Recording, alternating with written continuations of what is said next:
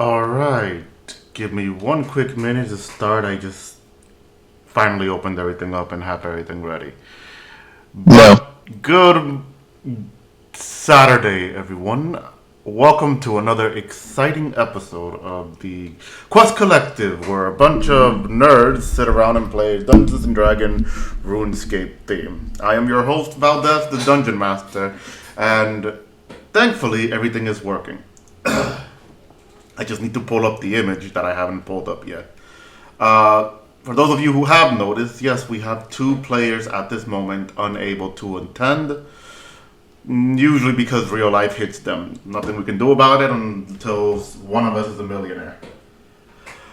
So give me one quick minute to start and we will begin. Real quick, do any of you recall how we ended the last session? Because for some reason my memory is telling me something different.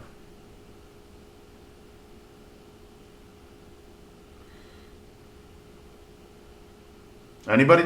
I mean, basically, we got as many of the people out as we could, then we reported to Detective Alex, and then we brought Angel to her girlfriend, and then reported back to Ceramic. Ceramic, okay, yeah, that's what I needed to know. Ceramic also. Okay. And then after that, you guys, do you recall like what you were planning to do after that, or was it that we ended it after Ceramic being informed? I think we ended it after Ceramic was informed. Alright, then we could just keep it at that then, alright. Also, for some reason, I don't have Folador saved in my files. Weird. But alright, so as you guys heard, those at home, that's where the session left off. So with that, you guys are now, you have left Sir Amic's office, and you have walked down towards the first floor of the castle. What's the plan now?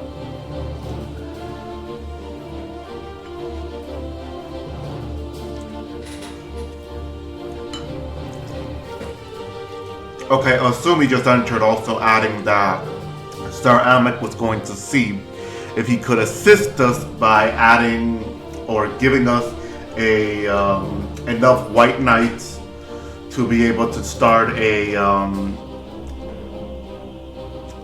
team. In other words, sorry, my brain is everywhere right now.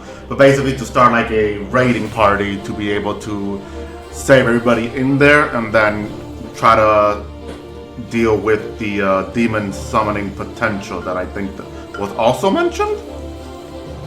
Yeah.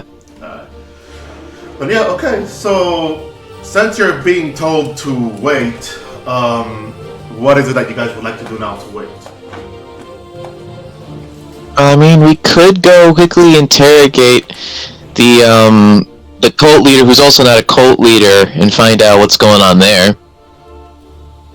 Right, the cult leader situation. You guys sent him to Detective Alex. Yeah, we left him with Alex. Yeah, so does everybody agree? Do you guys want to head back to the guards station and find out what Alex figured out about the cult leader? We may as well. I will go buy bombs. Would you say booze, bombs, or books? Bombs, like fire bombs, ice bombs, okay, bombs, explosives. Yes, no, I understand. Just, I wanted to make sure I heard you right. Jesus. Thimble, you said you wanted to interrogate the cult leader. Yeah, well, alright. Technically speaking, they're not really a cult leader. They were brainwashed on top of all the other brainwashed people, but yes, we should talk to him. Is it going to be interrogation with, let's just say, more words, or more, how should I say this nicely? We're not going to be using violence. Present. Fuck! Asumi adds, If this man was truly brainwashed, then violence is probably not necessary. We just have to see what he remembers after the whole ordeal.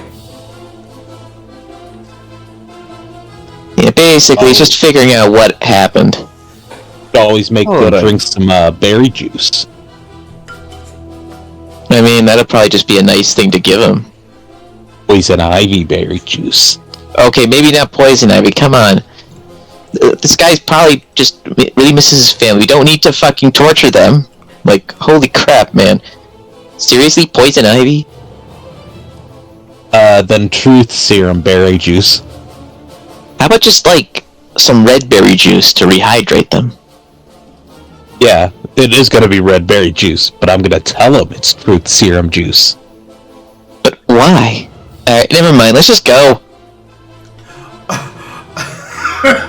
Asumi responds with, let's not allow her to give this person any berries, and I'll just give them water that I have stored in my pouch. Yeah, that's probably the best idea so far. As you guys continue walking, you are now on the first floor of the castle after walking down the staircase, discussing a plan to talk to the brainwashed cult leader. Yeah, we're still walking there. You're still inside the castle. As you are now making your way to the courtyard, you hear, "Oh, there you folks are! I've been looking for you everywhere." I'm so slow. Oh, hi, Silas. Hey, Thimble. So, where have you guys been? I've been looking for you for about a week, I think. It's been a lot shorter than a week, but, yeah, we've been just kind of, going all over the place. We went to the Wizard's Tower, we invaded the cult base, and now we're gonna find out some more stuff about the cult before we, do some more stuff. Really? Sounds like a whole lot of craziness then. I'm sorry I missed out. Sadly, my old friend that I told you about, Thimble, the one that made me feel young again. Okay, you can stop right there. You two had a lovely time, I take it?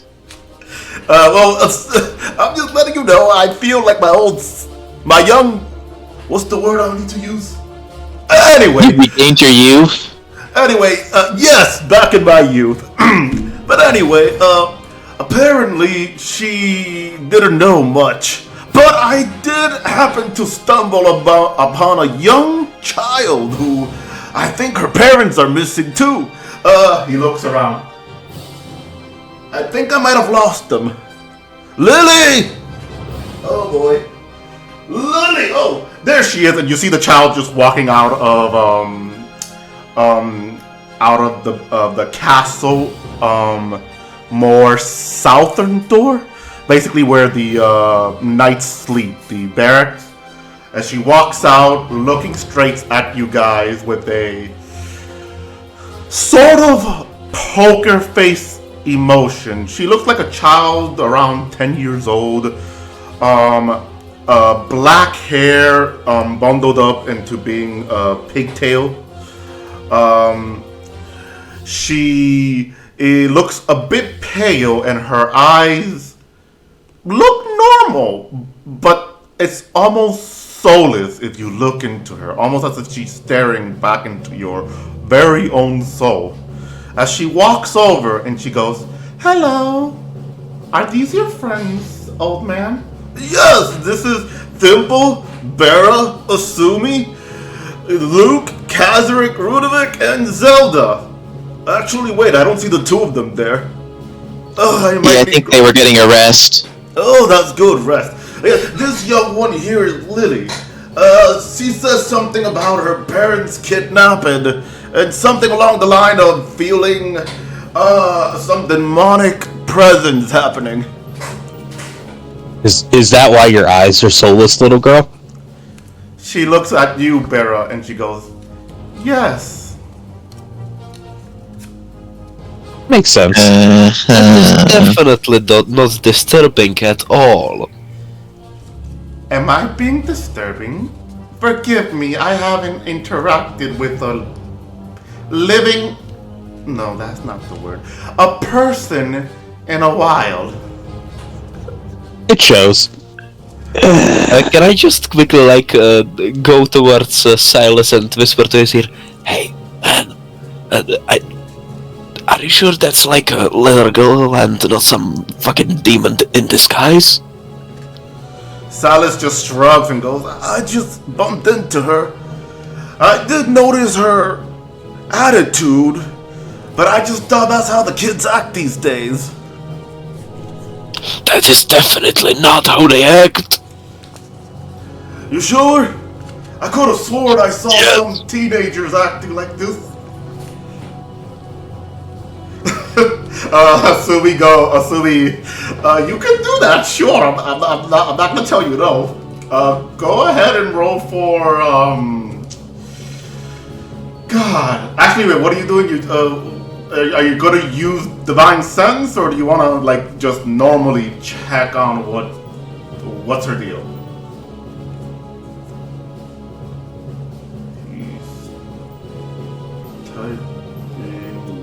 Hey, Luke, you're finally here. Welcome back. Somebody catch him up real quick while I'm checking Asumi's statement. Basically, we were leaving the castle. Silas showed up, and he brought a terrifying small child named Lily, whose eyes will now stare into your soul. You heard that, You Luke? did what? I think she might be a demon. Oh boy. Yeah.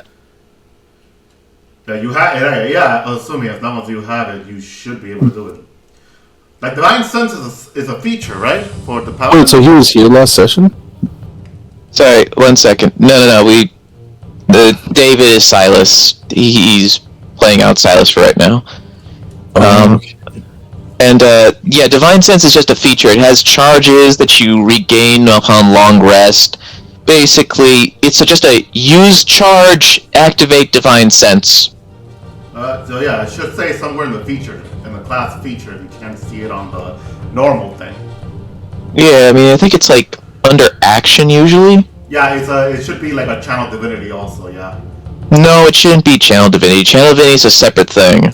No, in the new thing they have it as channel divinity Divine Senses.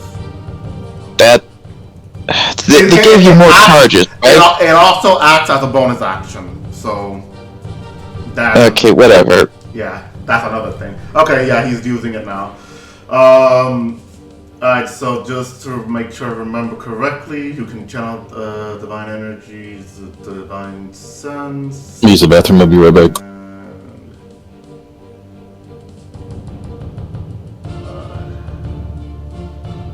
Alright, so as you go to detect what this child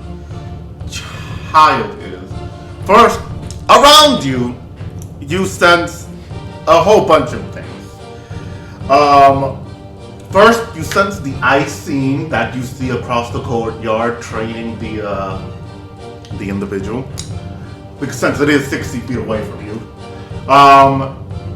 You don't sense anything else beyond that, but in front of you, you can sense a very powerful, overwhelming, demonic energy from this child that not only does it slightly paralyze you from the aura that you feel, you get a slight headache that eventually starts coming into a pounding headache.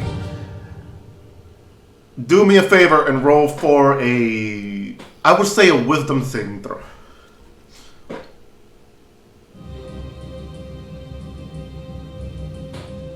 I see you got a 16, okay. With that, you managed to just use some capability to hold off the headache, not dealing too much damage, but as you just start getting that mind-numbing headache. Everybody notices around you how you just hold your head. The child looks at you and goes, "You shouldn't have done that. Now look at you. You're in pain. Just trust me when I say I am friendly. I'm just a sweet, innocent child." She gives the most creepy smile you could ever imagine. Okay. Thanks, Silas, for bringing us a literal demon disguised as a child. Demon? Well, she did say she needed help, so maybe the child is a demon? A demon child? Child demon? That's not how this works. Alright. Let me hazard a wild guess. You're the real demon that they want to summon. Or, sorry. You know what, never mind. You're a demon. I don't know how it's going to really work with Asumi right now. I guess it's going to depend on how the headache pans out. She looks at you, Thimple, as you try to say something about that, but try to cancel it. She goes, "Smart. The less you know, the better. Anyway, I just wanted to know where the whole situation is happening so I can intervene." She smiles again. Intervene how? The less you know, the better. You're gonna eat people, aren't you? No, I would never. Asumi steps in and goes, "We just want to make sure that nobody dies. Maybe we could try to resolve this without violence." Can I roll for insight that she would never eat someone? You want to roll insight? Yeah, you can go ahead and roll for insight. And Asumi, go ahead and roll for persuasion on your statement there. And Yeah, that's 14. I see you got 14, and Asumi got 23 on persuasion. So first for you, Ludovic. Sorry, my allergy is acting up, so forgive me there. All right, so for you, Ludovic, you look at her, and despite the coldness and the emotionless response she gives, or at least she tries to give emotion, you sense she is being honest, that she's not the type of demon that would eat a living thing.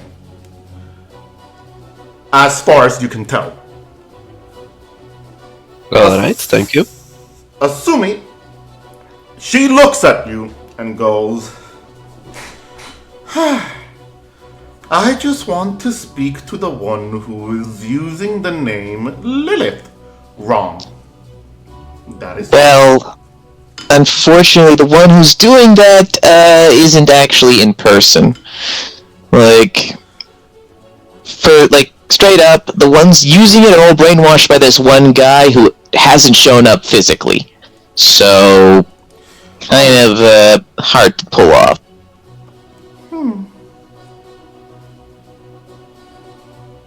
I see. Then I suppose I shall trust you to ensure that that is dealt with then. Yeah, first things first, we gotta stop them summoning some demon from the abyss or something. Silas, demon summoning? Ugh, yeah, this is definitely so much of it. You know, it reminds me of this time that in Verok there was about to be a demon summoning. Maybe that's related somehow, and we need to use some sort of magic sword? Alright, Silas, you're recounting something from several years ago. This wasn't a very recent event. That's like one of the famous, World Guardian, Duke of Fornthy adventure things. Ah, right.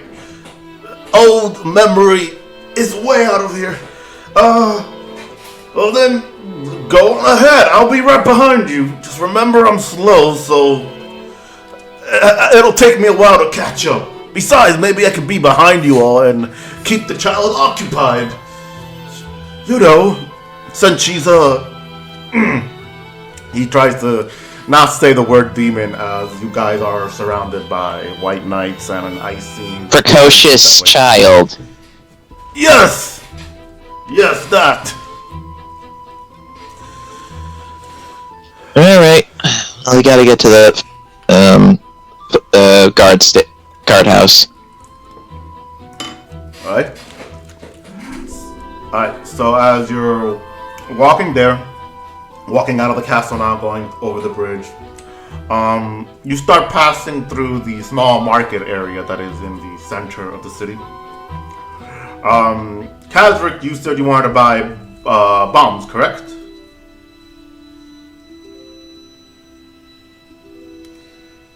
Are they there? Yes, there we go. Sorry, I forgot that I had push to talking. Yes, I would like to buy some dynamite. Alright. So, as you're looking around for a moment, following the group, you do happen to see a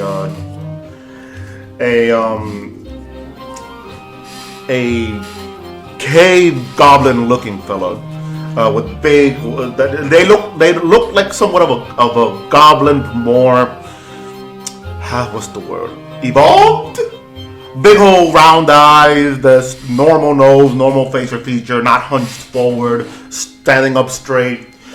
And you can see that they have different. They have on their stall different wares of technology, technical devices.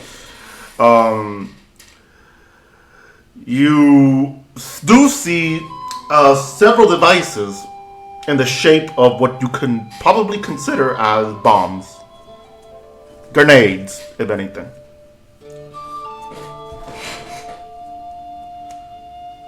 Hello, I would like to buy explosives. Hello there!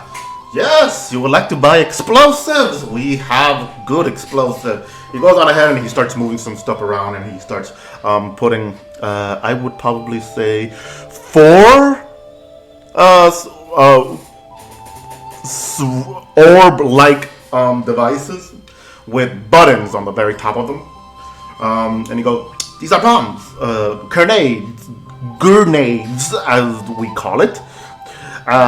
This explodes lava, this explodes electricity, this explodes smoke, which has healing properties, and this explodes Gothic's magic juice. I do not know what to call that. Divine energy? Divine energy. Interesting. How much for divine grenade? Give me one moment. I have paper here. These are not mine. Is my bosses who invent them. From Levin's Enterprises, as I believe he called it. Where is it? Here it is. The divine one, we have in stock 50 of them, and we are selling them for at least 150 gold coins. Then I take 2 divine grenades. And do we have something for massive explosion in small area? Explosion small area. Well, let's see if I can. He goes on ahead and he starts looking around the stall, and he goes, "Oh, well, probably. Oh, I know." He says as he puts I'm not gonna say a barrel, but he puts down a small barrel, like a drinking cup size, in front of you. These are called gunpowder, explosive powder. If you use this grenade, he puts the one that explodes lava. Which, by the way, Kazric, I almost forgot you're a dwarf. The way that explosive grenade looks, you could tell is from dwarven technology. Or at least it has hints that it's made with dwarven technology, dwarven design. As he puts it next to the barrel, gently, and he goes, use lava explosion with explosive powder equals Small area, explosion. Maybe bigger if you buy more of those powder. And how much for how much for gunpowder barrel? The small one here, we selling it for. He rustles through the paper again, kind of look for them. I need to memorize this. This one is a little expensive because they are somewhat rare to these lands. We sell them for 200 gold coins. Small barrel ones, sadly.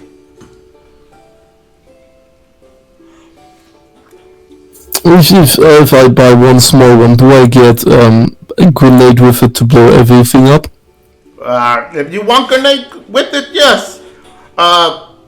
Grenade, the lava grenade is 50 gold coin.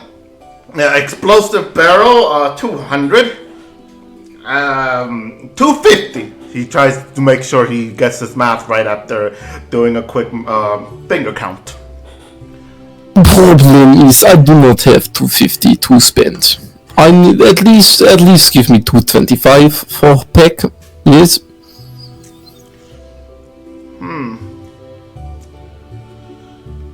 I need more grenades in the future. I will come back, promise. I will wait for you then. I will keep them behind and I will wait for you. You look like a good person, trustworthy face. I will keep these on the side and make sure we don't run out of stocks. And if we do, these two are, what's the word that the offense uses? Rain checked. These are rain checked for you. Why rain checked? Okay, give a second. I need to calculate inventory. Okay, regarding my financial situation, I take one holy grenade and one loud grenade in total. And then he puts down 200 gold, which will be the total if I remember correctly.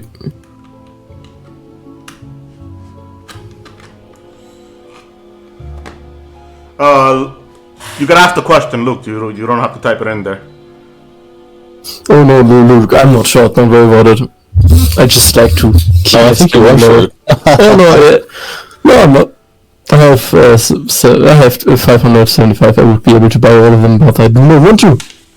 I want to make them feel poor, feel bad for not getting better business. Yeah, I will buy one divine grenade and one of the loud explosive ones, so probably flashbang or something similar. I don't know what they are.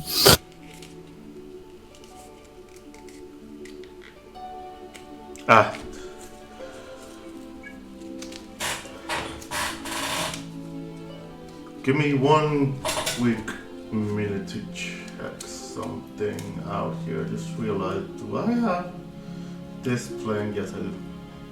Alright, so yeah. Yeah, the lava and divine. So that would be 200 total, yeah. Then if you want the explosive barrel, that would have been 250 if it was because of the lava being 50 and the barrel being 200.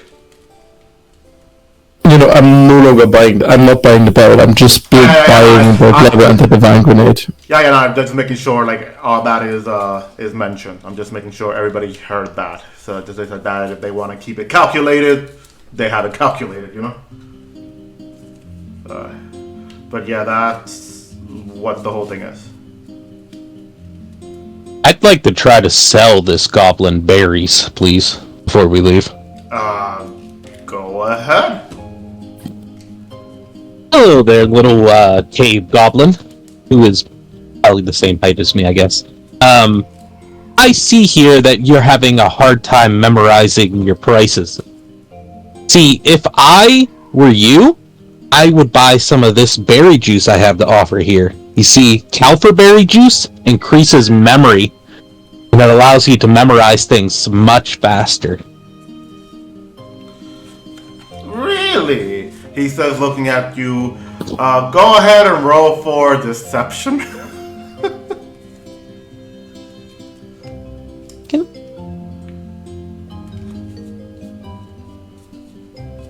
meanwhile, while we're waiting for you, I have to check on my stream because somebody is trying to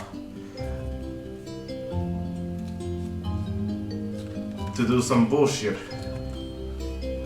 Also, I rolled a 16. Now, if I could just remember where to go. Stream manager, there you go. I just love how I can't fucking do this sometimes.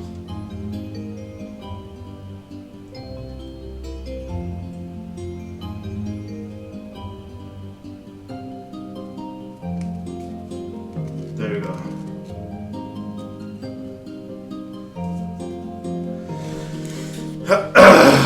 There you go. The message deleted. Alright, Barrel, what did you roll?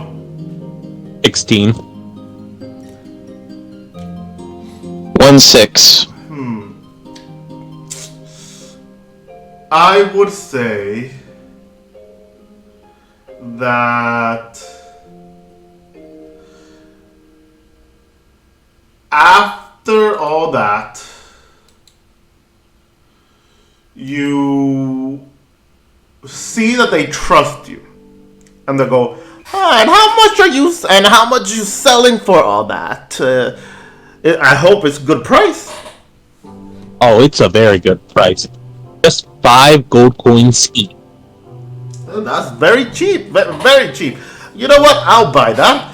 He goes on ahead and he gets through his pockets and he starts putting down the gold coins, counting 1, 2, 3, 4, 5. There you go.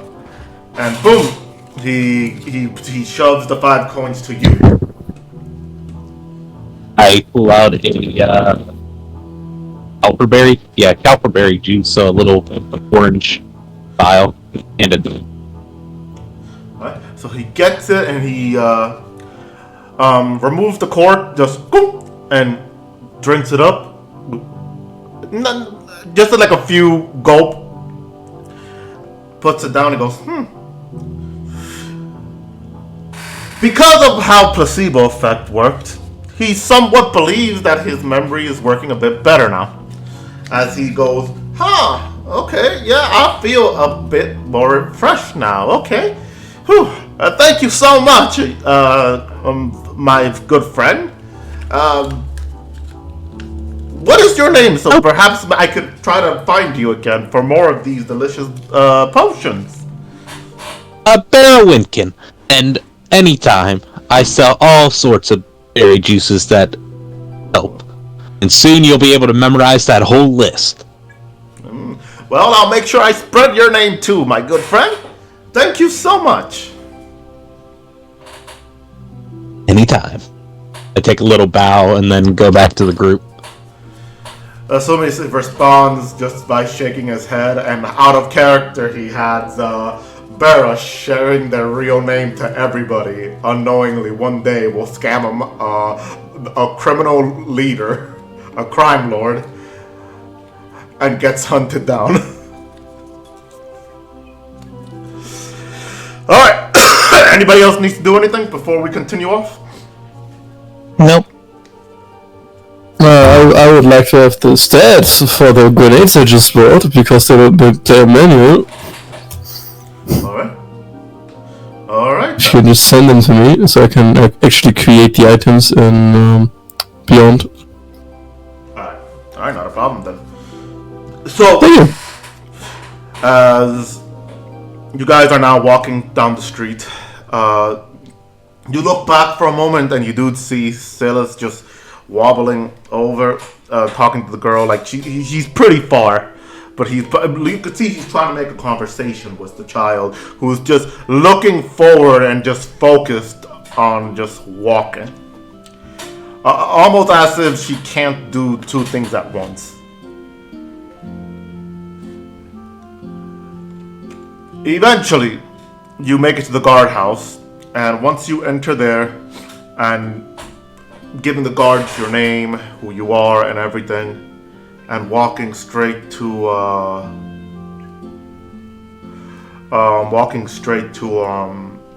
Alex's office. You see Alex is walking out, and he goes, "You guys are right on time, I swear. It's almost like The scripts wanted it to be that way. Come. The poor man is awake. He says he remembers some details about being mind controlled. I thought maybe you folks would like to come in and listen to it.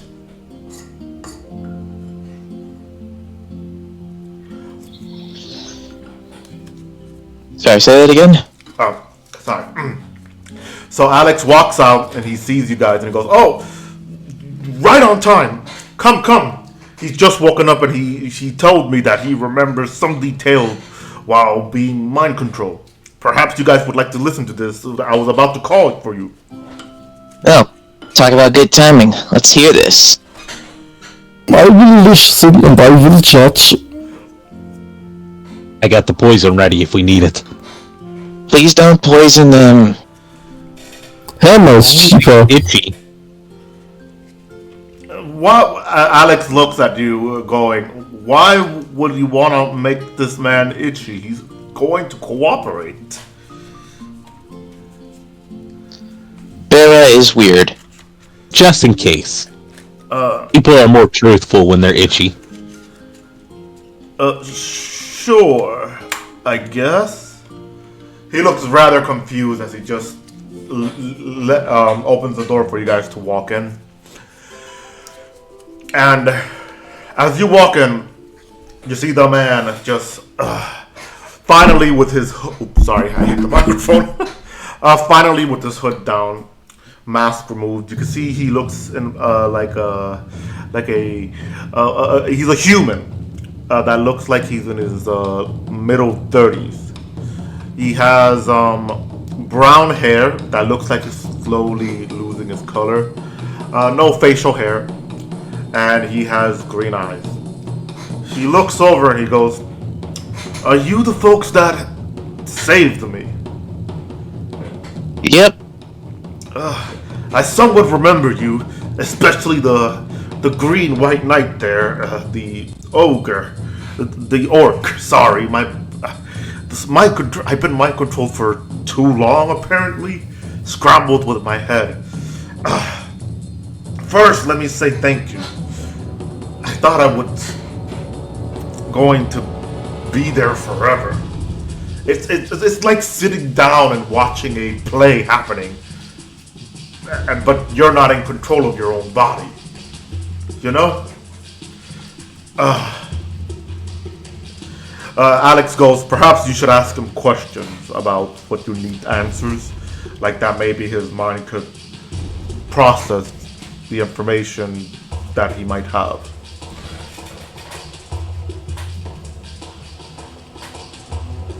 Asumi says that he walks up to the mind-controlled cult leader, handing him over the water, the bottle of water, and goes, "Do not worry. First, why don't you tell us if you remember your name?"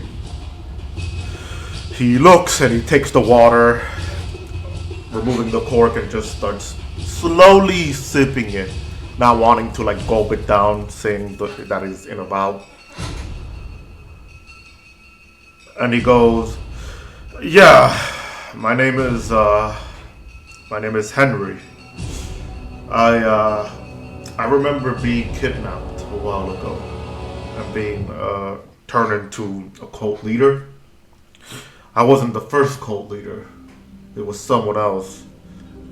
I just don't remember who. But I do remember my name is Henry." He says, like you can see he has like a slight headache, but he feels a little bit better. Like at least being able to process that information. Anybody else have any questions?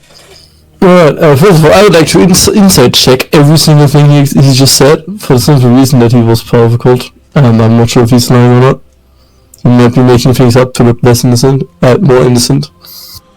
So I'm sorry, you wanna what now? Sorry? I would like to inside check what he's just telling us. Okay.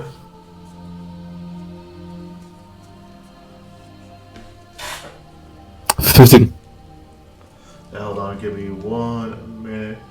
Oh, where's my beyond? I like to see it right there, but for some reason my beyond isn't showing. Alright, with the 15, you could tell that he's being honest, but he's trying to make sure that he's giving you accurate information. Like, you could tell that he's just looking his eyes from left to right, squinting a bit, making the facial expression of, am I remembering this right? But after giving that information, he's confident that he remembers it correctly, at least his name, and how long it's been since he's kidnapped, or, wait, no, at least that there was another cult leader before him. Alright. Yeah, go.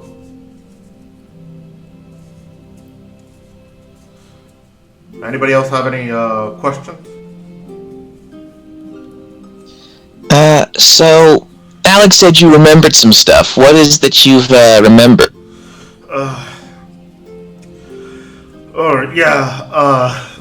Okay. He starts thinking for a moment. Like, you could tell, like, he's getting like a slight headache. Well, first I remember the person who mind controlled me. Yeah, he's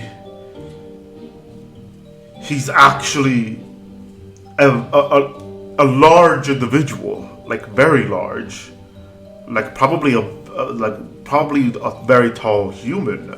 Hey, Rudovik, remind me, you're about 7 feet tall? How tall is your character, Rudovik? Give me one moment. I need to quickly check my sheet. Yeah, go ahead, take it down. I want to make sure I can probably make a comparison there, because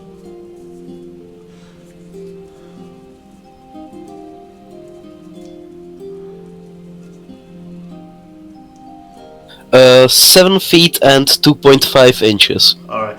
So he looks over to you, Rudovik, and he goes, almost as tall as him, maybe a little bit shorter. He was wearing white armor with red robes underneath. He was wearing a mask with the same color. It looked more like a helmet with horns.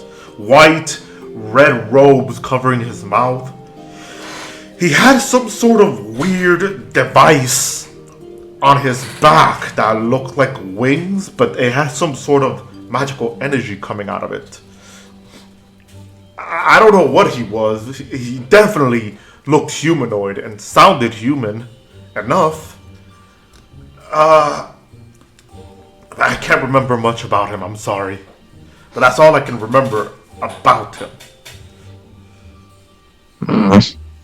That's probably the best we can expect. It doesn't sound like they're the way you describe them, they don't really sound like anyone on Gielinor. No, Asumi, I don't think you would. Considering that, just to make that answer very obvious for you, and probably for the viewers at home who never watched RuneScape, or played RuneScape. That information, from what you know, because the humans have never been in contact with them specifically, there is no information. But actually, I just remembered King Arthur. So I need you to go ahead and roll for history for me, though. I just remembered that forgotten NPC. 12. The way that the armor was described sounded familiar. It almost sounded like the White Knight armor, but the way that he described it was a little bit different as well. Sorry, but you can't really point your finger at it since you rolled a 12. With that 12, it does sound familiar. It sounds like a possibility that it is a Seradominus inspired armor.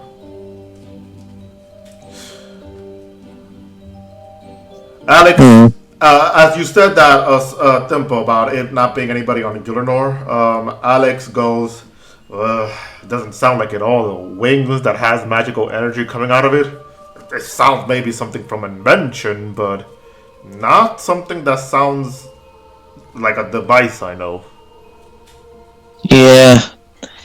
It almost sounds kind of Icene inspired rather than being like an Icene, so at the very least, we're dealing with someone who definitely isn't your average person,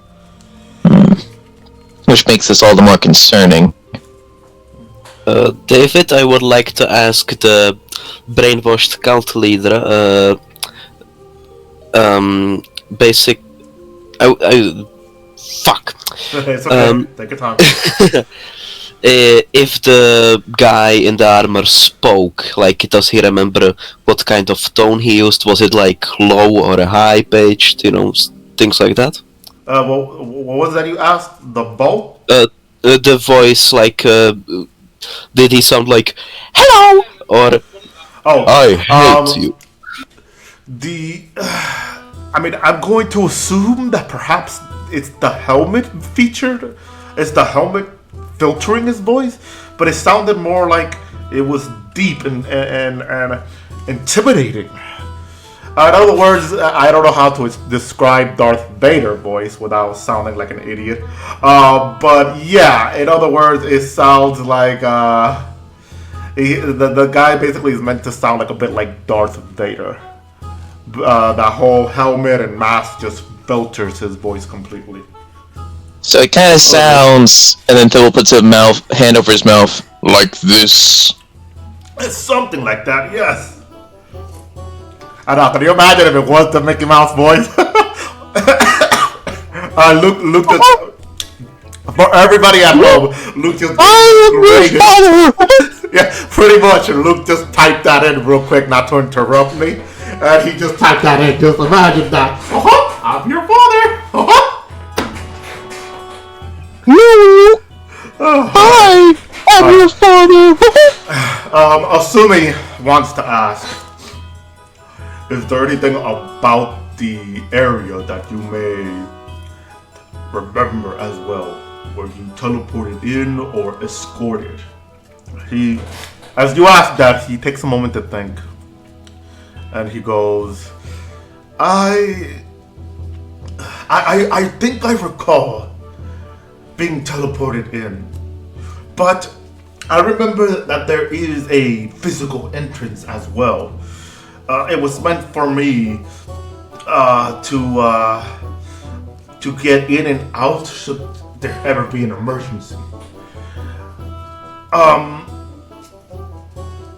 Yes, it's located somewhere.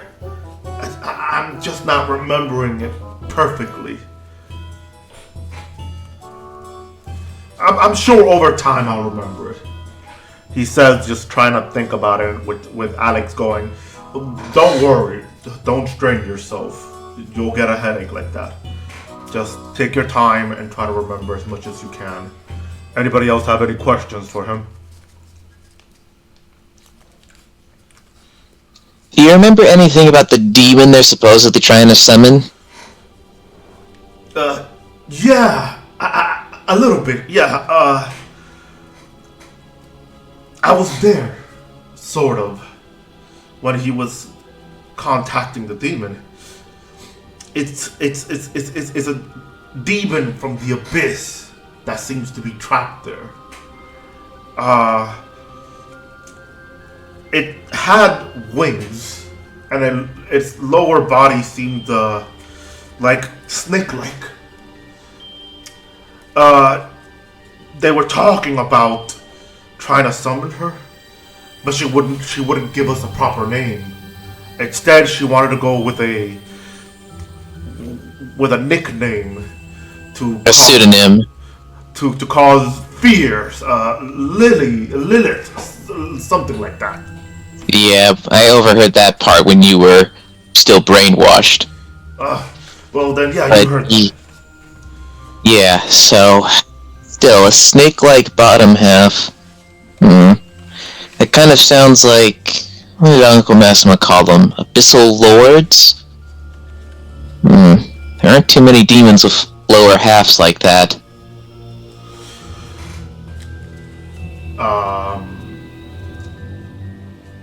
You know what? Yeah, go ahead and roll. With Asumi's response, he's asking if he possibly knows the demon from Mastima's study with Mastima. Go ahead and roll for religion. Because Mustima would probably teach you to you in a more religion tone. I see a 22. 22, okay, yeah, alright, sounds right. This particular demon with wings does sound familiar. With wings and a snake-like body, at least the torso, you do have a gut feeling that unless it is a shape-shifting demon, it could be an abyssal lord. One that Mustima mentioned that could either be friendly or not. You know abyssal lords are capable of shape-shifting and are able to leave the abyss when they want. So if this one is trapped, it could be one. Sumi is typing, say that he wants to mention that in his own words. Go ahead. Finish the typing. He says there's a possibility that it could be an abyssal lord, a abyssal demon that has wings, as he explained, and a snake-like torso. Sorry, a lower body. I read that wrong. Lower body. Maybe it could be one of those.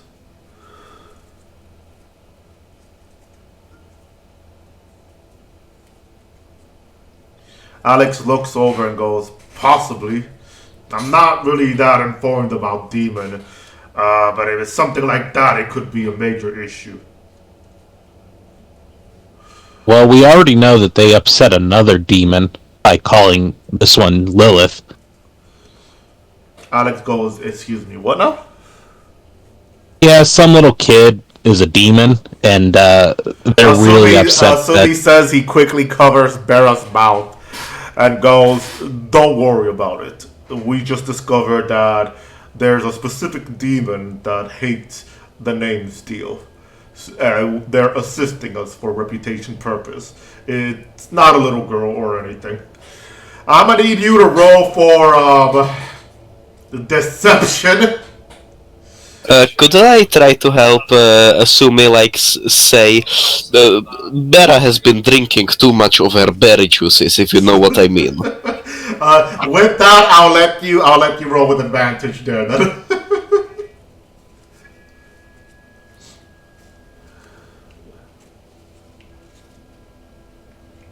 A 14. Alex looks over to the both of you and then Bera and goes, I see. Well, try to be careful with your wording. That would be very concerning then. But if that's the case, then I guess having a demon ally is good. Because if this demon does get summoned, and as you said, is some kind of lord, it could cause an issue. Anybody wants to ask or say anything else? I would like to, after, like, I said the thing about Bera drinking, I would like to kick her in the foot, like, not too lightly, but enough so that she would feel it, but weak enough to not cause damage, just like the tap of, like... Yeah, like a smack in the back of the head, but with your feet, right? Yes. Yeah. If Bera allows it, Bera, what would your reaction be? And Osumi also said he removed his hand from your mouth. Oh! Watch it! Alright.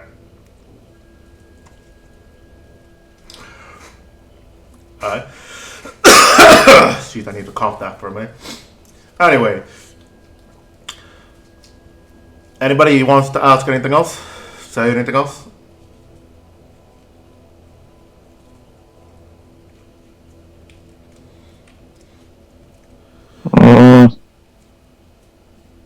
I know you can't quite remember the entrance, but do you remember anything around the entrance?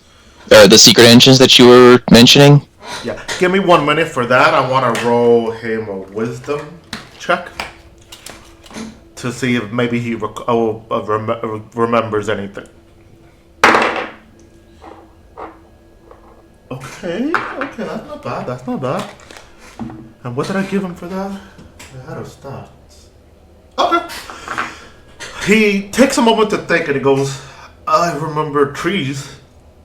Beyond those trees, there was ruins of white bricks. And that's about it. There's nothing else about that. Assuming, and Thimple, being from Falador, you do know the ruins. It is a ruined location north of Falador. A little bit, it's north of the city wall, but it's going east of the lodestone, basically inside the wooded area. You do recall there was an old ruin there, as the history of Falador being one of the oldest settlement area from the early 4th Age.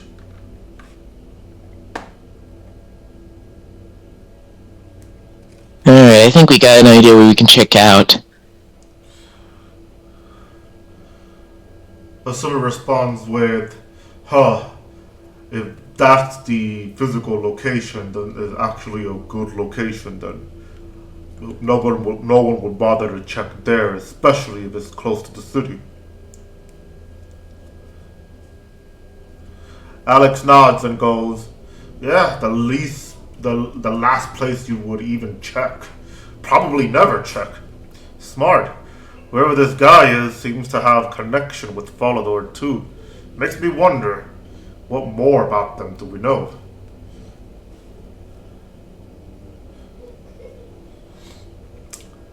Let's see, anything else anybody wants to say?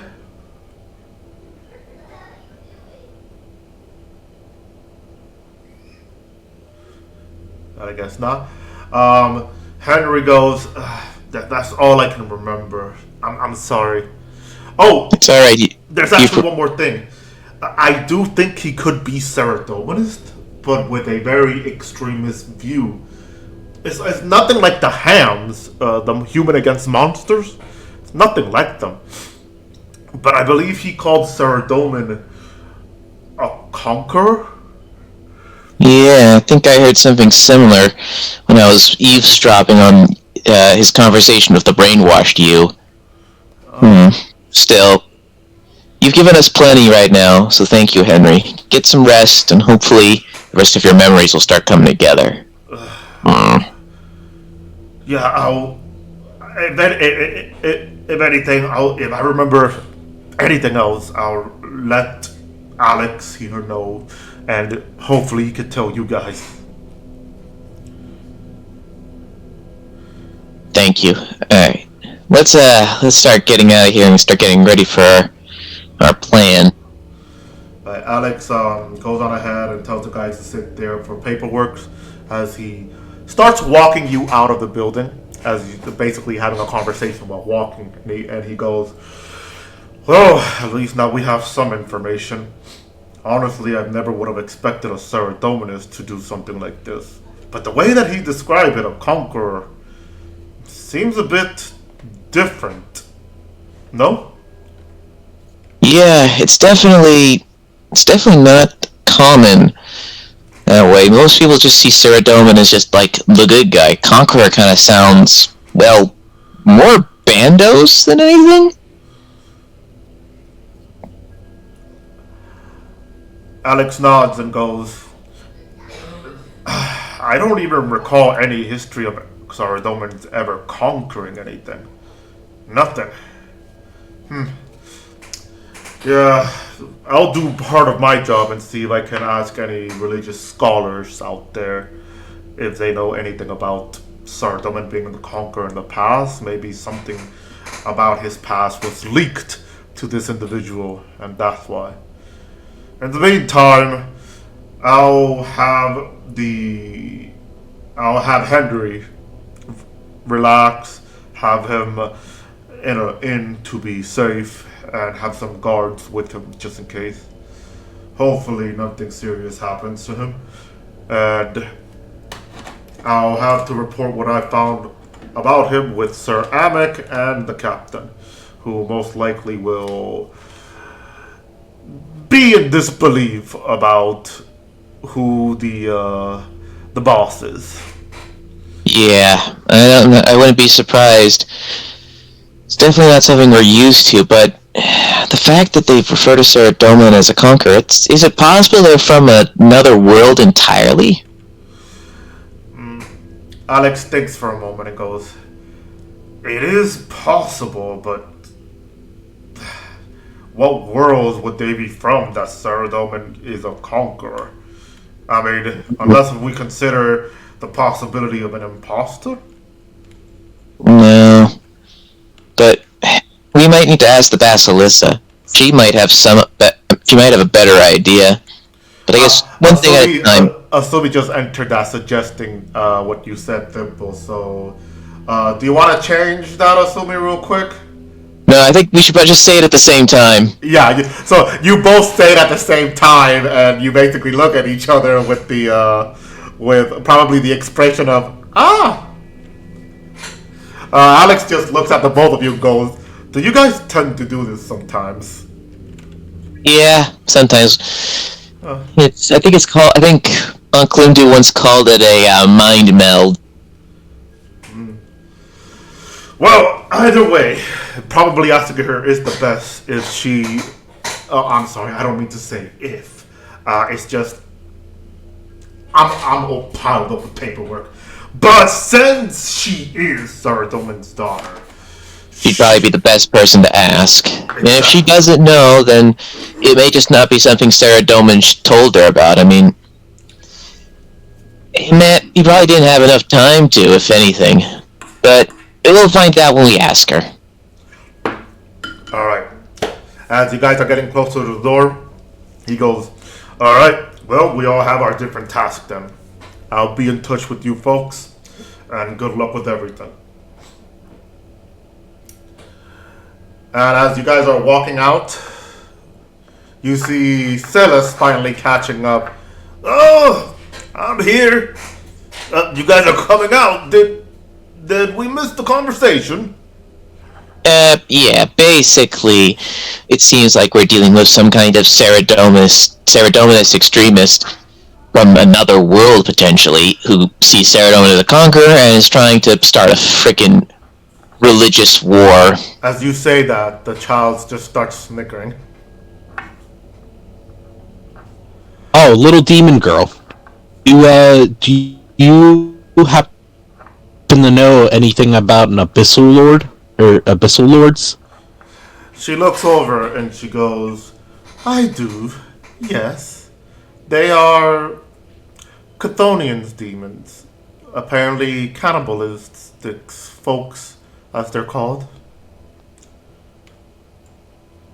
It seems that that's the type of demon that's pretending to be you. Or whatever. Using the name Lilith. Yeah, apparently they were very antsy about giving their real name. That is smart. Using the real name of a demon tends to be a way to trap them in power if they're weak enough. If they're afraid, then they most likely know whoever this individual is that is attempting to summon her is powerful enough. Still, she's lucky enough that she's not using the real name of Lilith. If not, that would have been an issue.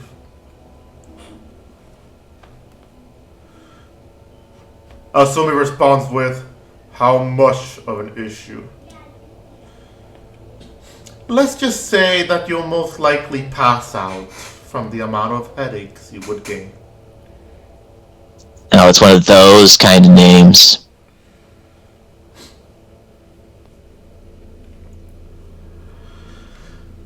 Silas goes, "Huh. Well, please don't say the real name then. I don't think I can deal with another voice in my head. But enough about that. So what's the plan then?"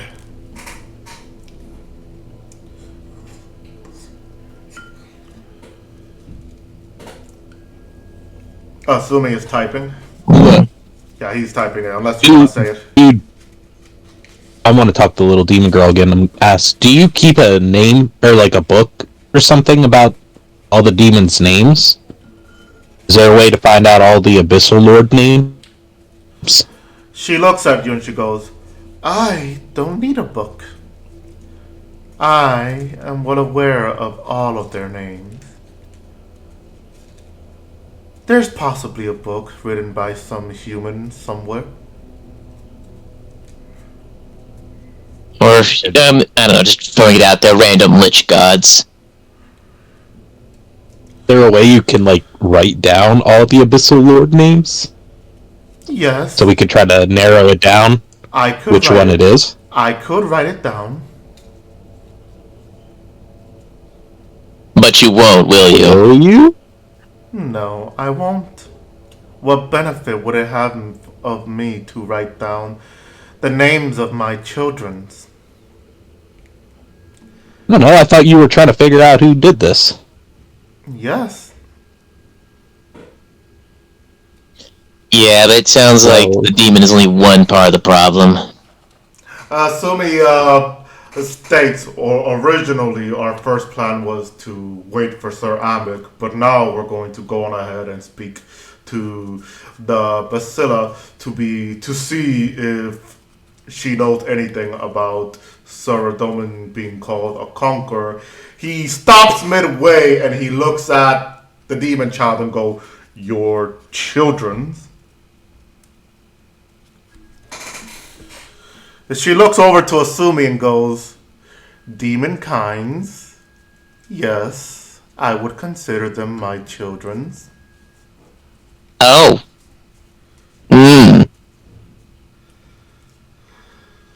Asumi is physically, he said that Asumi is physically trying not to shit bricks now. So, like, you physically gave birth to them, or is this a metaphorical thing? She looks over to you and goes, there's legends. I wouldn't reveal the truth that easily. Can you at least tell us the number of Abyssal Lords that exist? The Abyssal Lords are not my children's. They're something else. But they take my name and my home. So they're technically adopted children's. Yeah, but like, how many of them are there? Rudovic also, for the people at home, Rudovic says that he's sweating bullets after hearing that as well. Well, just to make it easier, what is everybody's reaction from her saying that all demons are her children's, except for the Abyssal Lords that are more, the Codonians that are more of adopted children's? Oh, you know, minor panic. Minor panic. Luke, Kazarick, what about you two? Kazarick will take a few seconds to understand it, thanks to the language barrier. And then he will just take out a sip of his brainwort, and he will take a sip brainwort, and then he'll think to himself that he should have stayed in the fucking mines. Luke, what about you?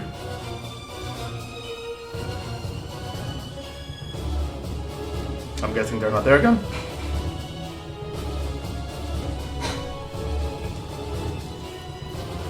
Okay, we'll probably one AFK for a moment.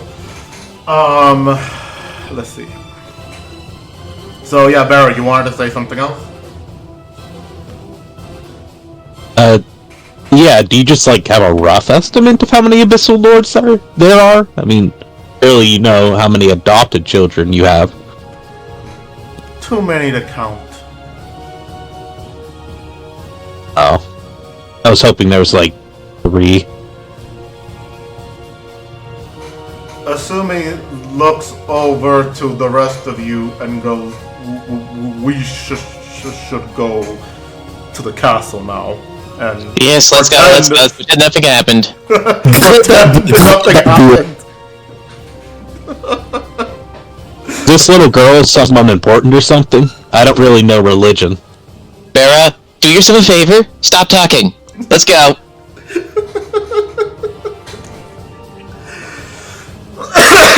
So basically, Timfol and Asumi are just speed walking. Making our way downtown, walking faster, walking faster. Walking fast, we're running, sprinting. We'll just leave Silas with the little girl then. Silas, take care of the little girl. Of course. I've been taking care of her for a while. Silas seems a bit calmer on the situation, but clearly you can tell by the tone of his voice, he is a little worried as well. But he's old, so he doesn't really care what happens to him at this point. As he's now walking to, just trying to follow you guys who are speed walking the fuck away. You guys managed to make it back to Farador's castle. And as you're going up the, as you're going up the stairs to the throne room, Asumi looks back. Yes, assuming she's not behind you. He looks over to you all and then asks, "What have we gotten ourselves into? That we have a actual mother of demons here?" Oh, I don't know. Maybe because some fucking random ass weird guy in some wings and shit decided to start a fucking cult to start a war of... I blame whoever fucking started this bullshit. And when we find him, we're gonna fucking tear him apart limb from limb, and hopefully that'll make her go away. Like, this isn't normal? You don't usually This is very not normal. This is not normal, Bera. What the fuck made you think this was normal?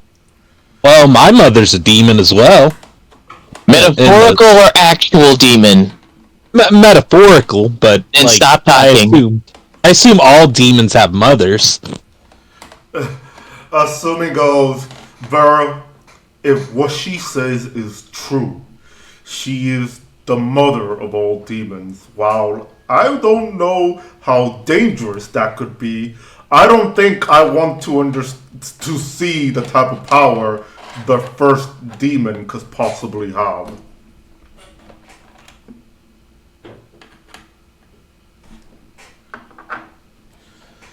I guess. I guess.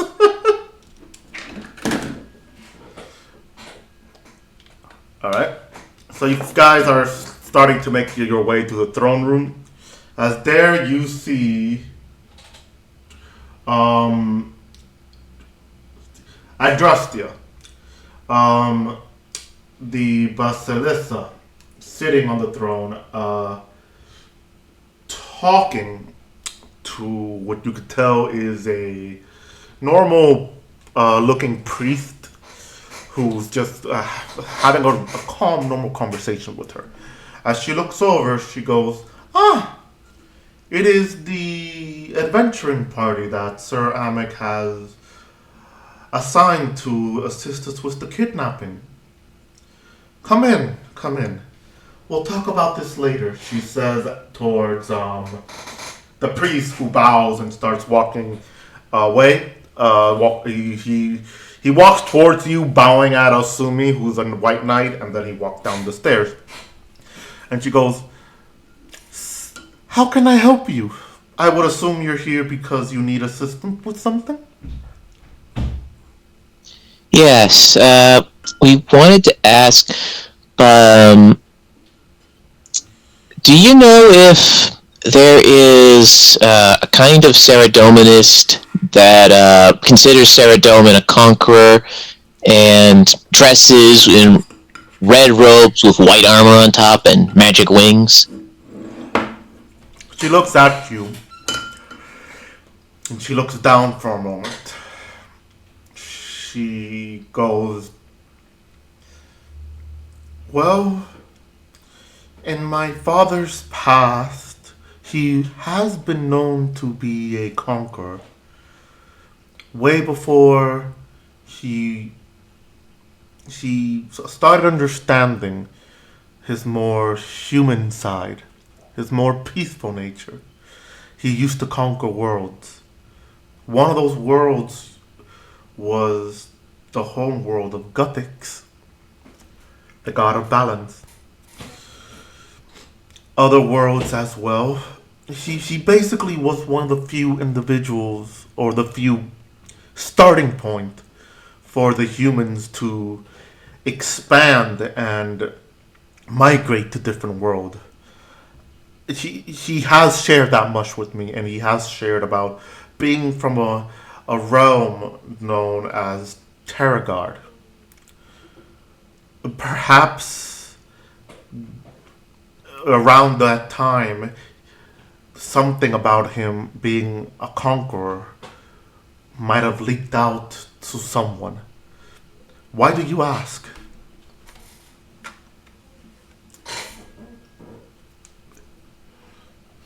Well, the person really behind this cult is a Ceradominus who referred to Eridoman as a conqueror and kind of dressed like that. Give me 1 quick minute to roll history for her. Being more of a scholar, should be very easy for her. Ooh, that was a nice roll. A natural 20! Okay. Alright, whew. Sorry, I needed to cough there. Well, my throat hurts now. The fuck? I'm good though, I'm good. Alright, so, she thinks for a moment and she goes, well, I have heard of the Human Against Monster group, but they're not conqueror. They don't worship my father as a conqueror, more as a purist.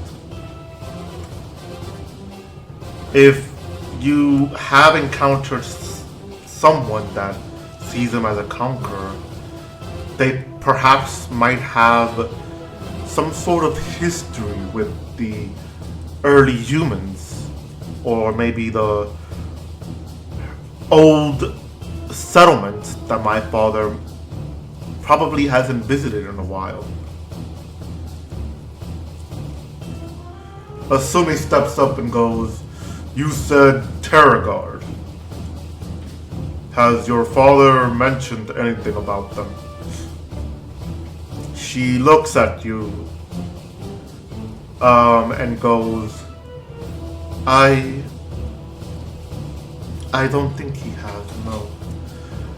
As she says it like that, Asumi, do me a favor and roll for insight check. Since, you're looking at her. You look at her.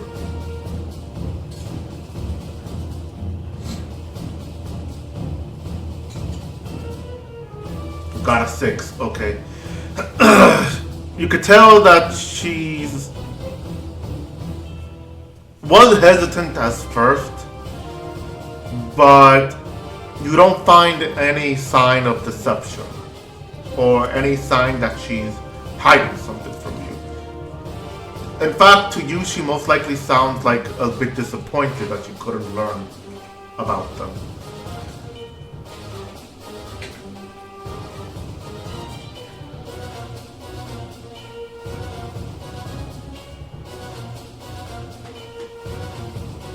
Asumi adds, what about the armor that they wear with the wings that have like some magical energy come out? Does that sound familiar at all? Perhaps there were some sort of paintings that might have linked to them? She thinks for a moment and goes, I have not. No. I'm sorry, I wish I could be more of a help. I do know that perhaps you could speak with a Ziliana, but actually she's probably never knew about this part of worshippers. I mean, she probably does consider Saradomin as a one true god and a conqueror for peace, But straight conquer, she probably never heard of something like that.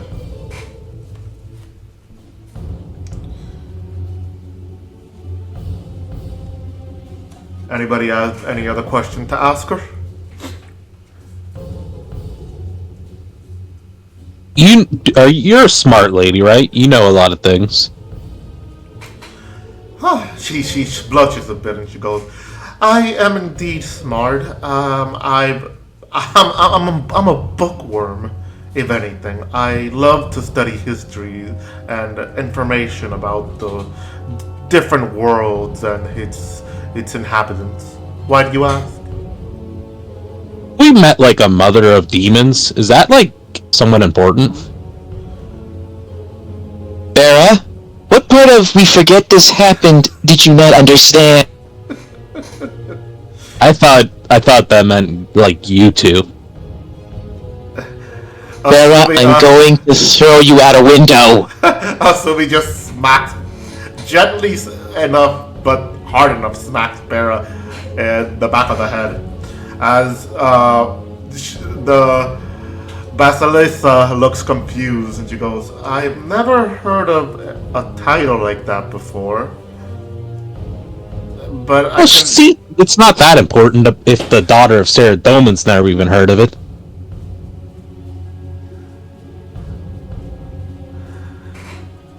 I mean, it's probably important to the demons and maybe to the Zamarakians, but I wouldn't know because, well, daughter of Sarah Doman implies that I can only study the good parts of it. I do know demon kinds enough to understand their nature, but I wouldn't really know their history. Yes, that makes sense.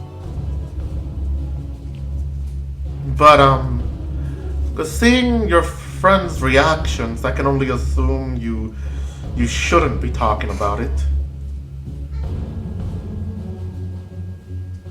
Yes, someone should. Yes. What you were gonna say? Someone. I said I was just curious is all. Everyone seemed a little bit worried about her. But she was like 10, so it's like not even that crazy. I see. Well, like I said, I'm not that knowledgeable about it. I mean, you could probably talk to a priest. I mean, I know they ban anybody from studying demonology, but I do know that there are some Saradominists out there that did study them. Perhaps they could point you in the right direction. But after that, I can't really help from that part of it all. Assuming response with, "Do not worry, Your Majesty.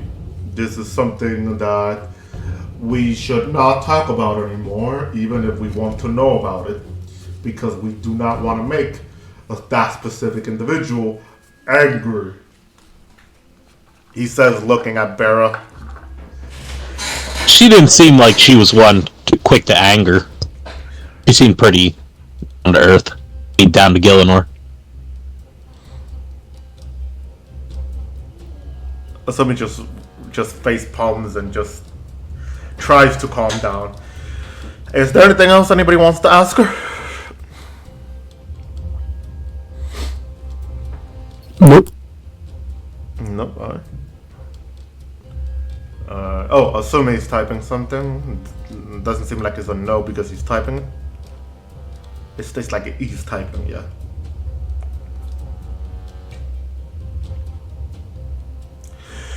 "I would like to ask," he says. "I would like to ask. Do you know of anyone within Gielinor that could possibly give us any information about Terragard? Like, if you don't know anything, perhaps there is someone here that could provide us some information."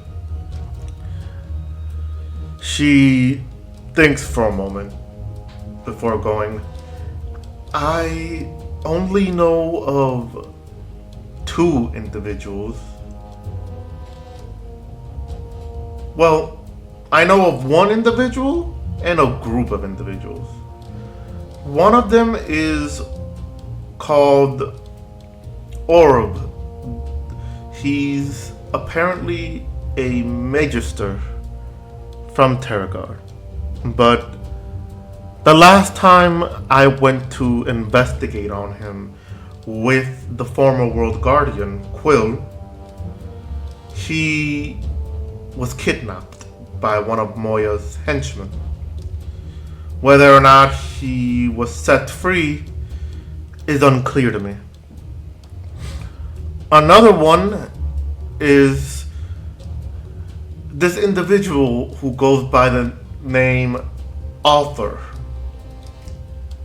He's, I believe, somewhere in Sears Village, residing in a castle called Camelot. But I'm not sure if they would let anybody in the castle itself. They're usually very focused on their own political views. He's not an actual king of the land, but he's a king from Terragard, supposedly. So if you're able to speak with him, that might be a good place to start. And the easiest compared to the Magister. Something for us to handle in the future. What's a Camelot? I've never heard of that place before. You really need to get out more. I lived on a farm most of my life, and then I lived in a troll area. It's what you know. No, I don't know. Anyway. Know how it goes.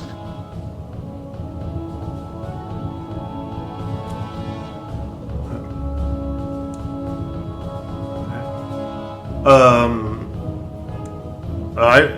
Nobody has anybody else, nobody has anything else to say?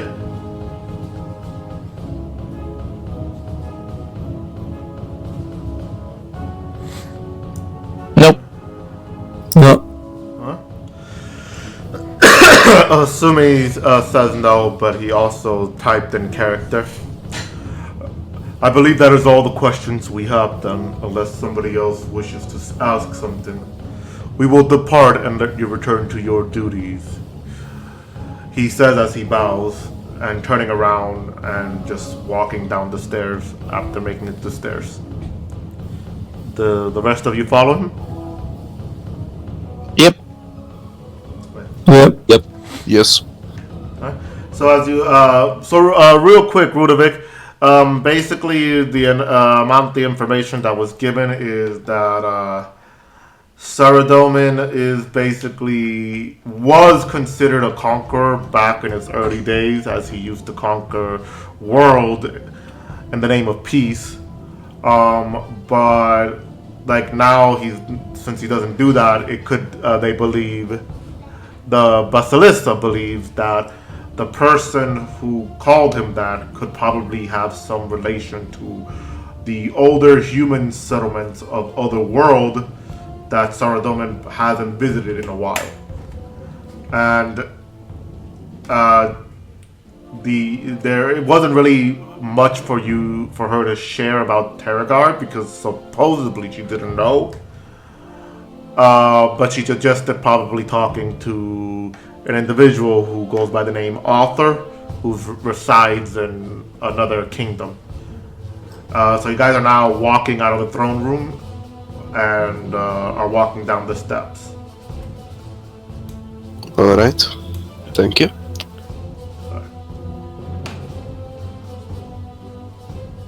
Assuming he says, well, this Arthur individual, I believe I recall mentions of him as well, but through the history of Kandarin. Not much, but it was enough. You think we should visit him sometime soon after we deal with the demon summoning? Yep, one thing at a time.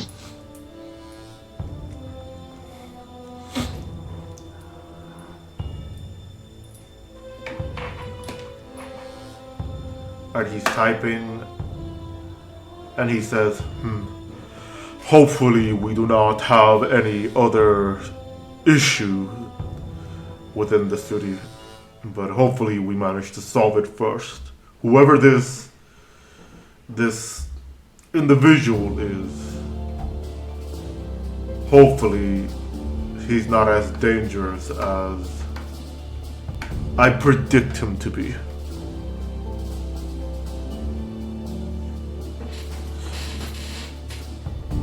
Hopefully. As you start walking down the steps and finally walk down to the first floor, Silas is seen right there as he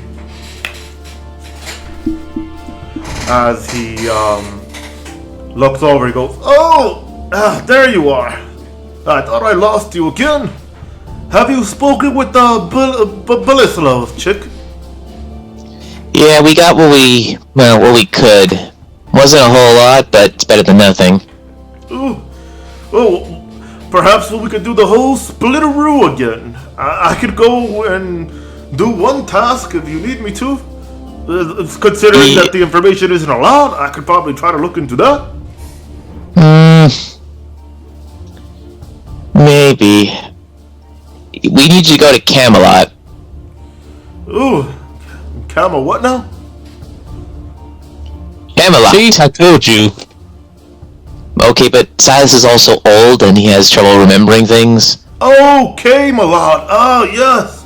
You that location in near those Sears people. Yeah, that place. We need you to go there and talk to King Arthur about Terragrad. Do you need me to write this down? The Terragrab? Assuming responds with, write it down. Alright, Thimble writes down on a note, ask King Arthur about Terragrad and whether or not they have people wearing white armor over red robes with magic wings. He then hands that note to Silas. He goes on ahead and he looks at the note and he goes, the Terragrab, the magic armor with wings? Okay, I could do just that. He starts putting the notes down, and he goes, how do I get to Camelot? I mean, you can teleport there if you know how to do that, or I guess you get a cart or something. As you say that, he's looking at you directly, but you can tell it's almost like he's talking to someone as he's looking at you, and he squints his eyes a bit, gives like a small mumble and nods.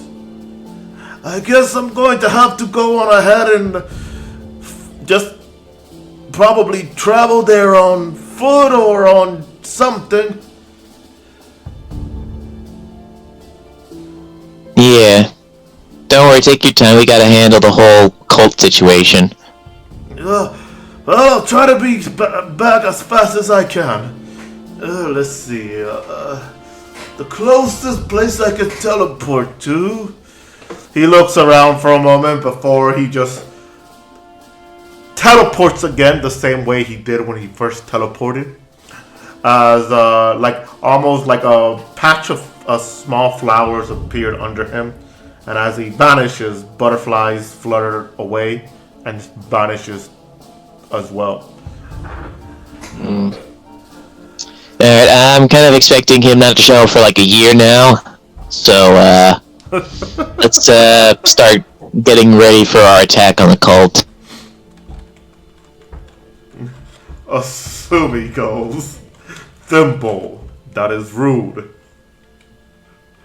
We probably won't be seeing him for 2 years. Look, I just wanted to make I wanted to give him the benefit of the doubt. Assuming it's not completely unreasonable that he eventually gets there, like, within a year. And odds are, if we don't see him soon, we'll probably run into him on the road. As you folks are talking, the little girl that was with Celis is just looking at you all.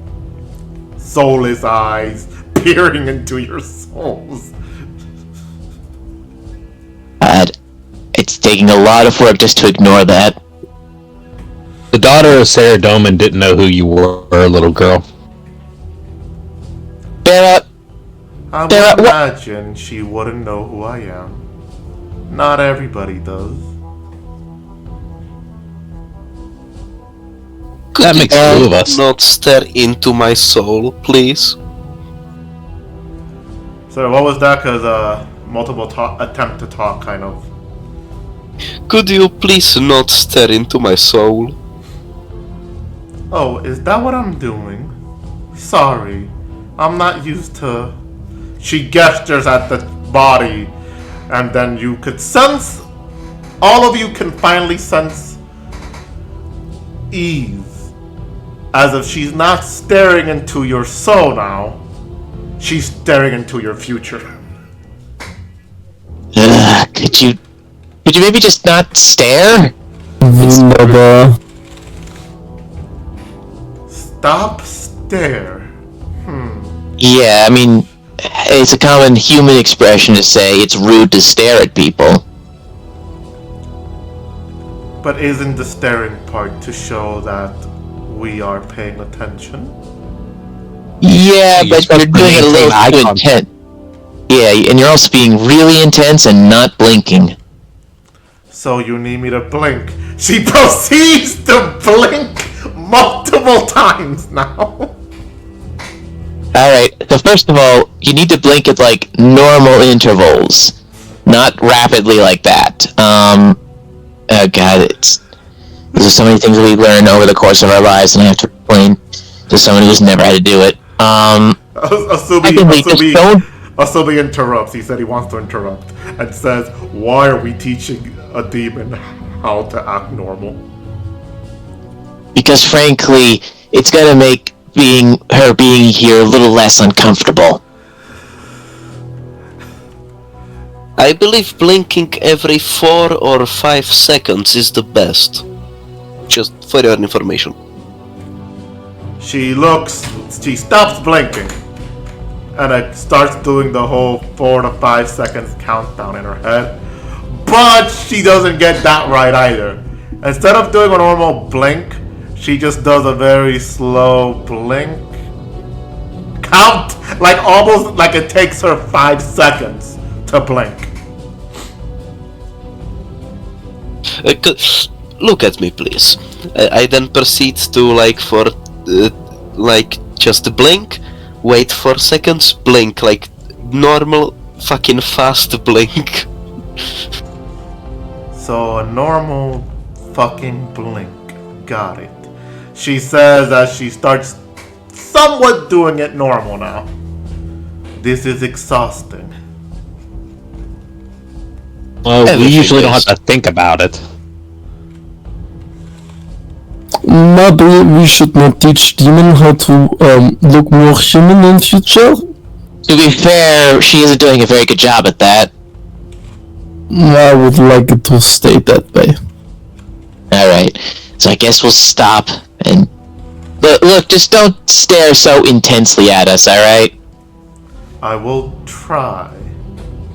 I make no promises. That's probably the best we're gonna get, isn't it? So far, she's just trying to follow instruction. You could tell by the way that she's doing these type of situations. She's never been she's never taken a form of a human, at least by this knowledge. You can assume that.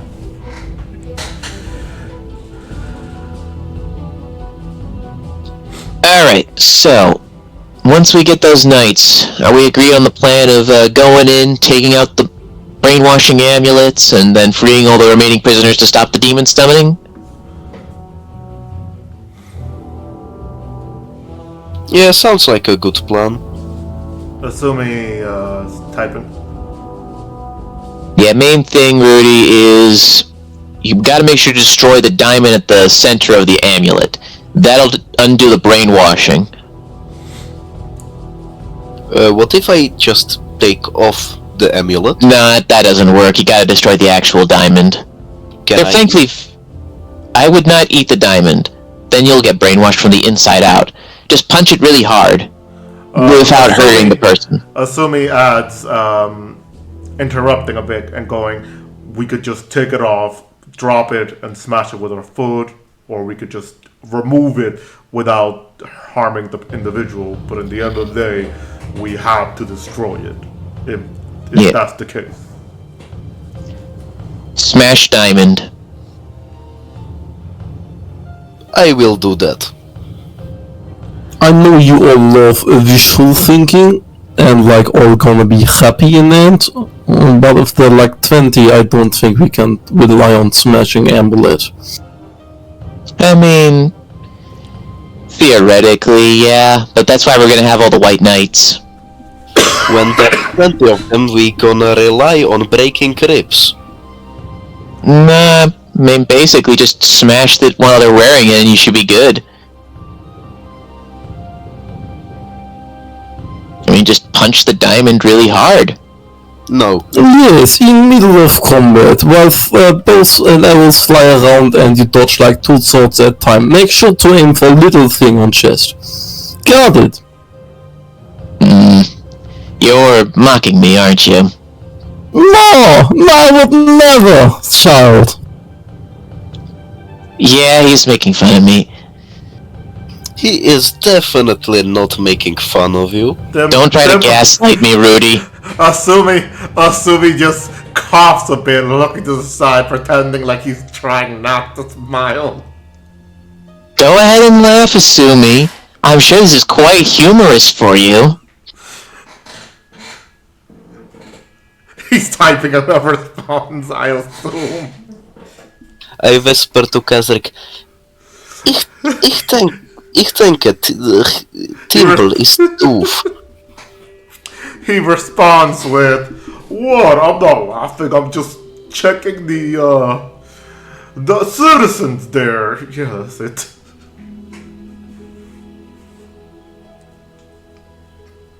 Right. Sure.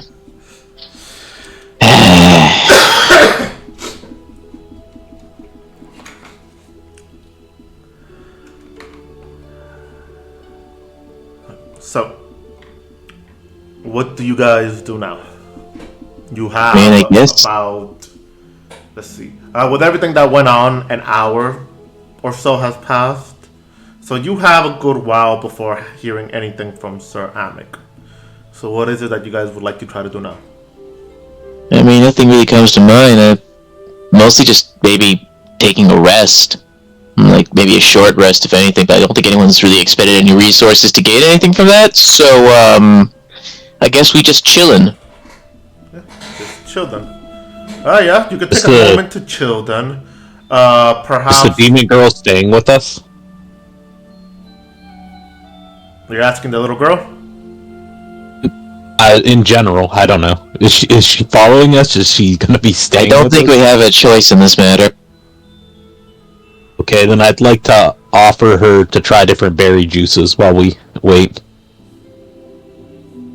Kazrik will cook. Well, let's get Barago first.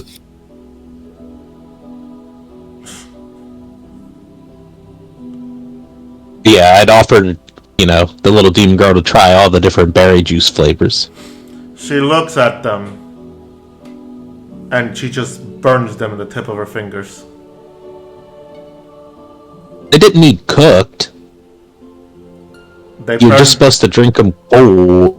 She looks at you as you see the berries are now ash, just burned to ash.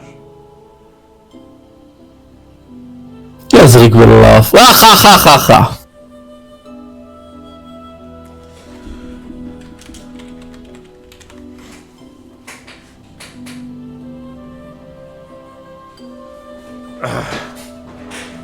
Assuming he's just looking at that, just trying not to laugh a bit, and goes, "Perhaps you shouldn't try to give her something like that without telling her what you're meant to do with it.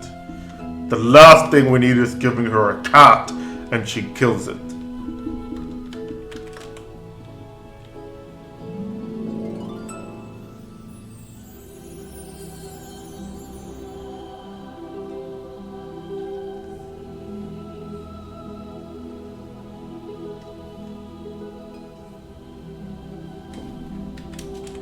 Right?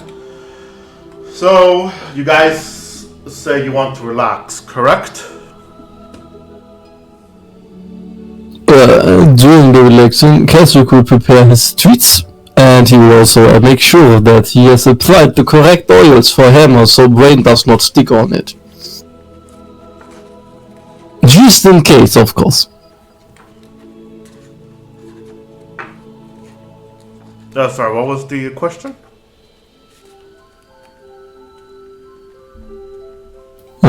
Didn't have a question.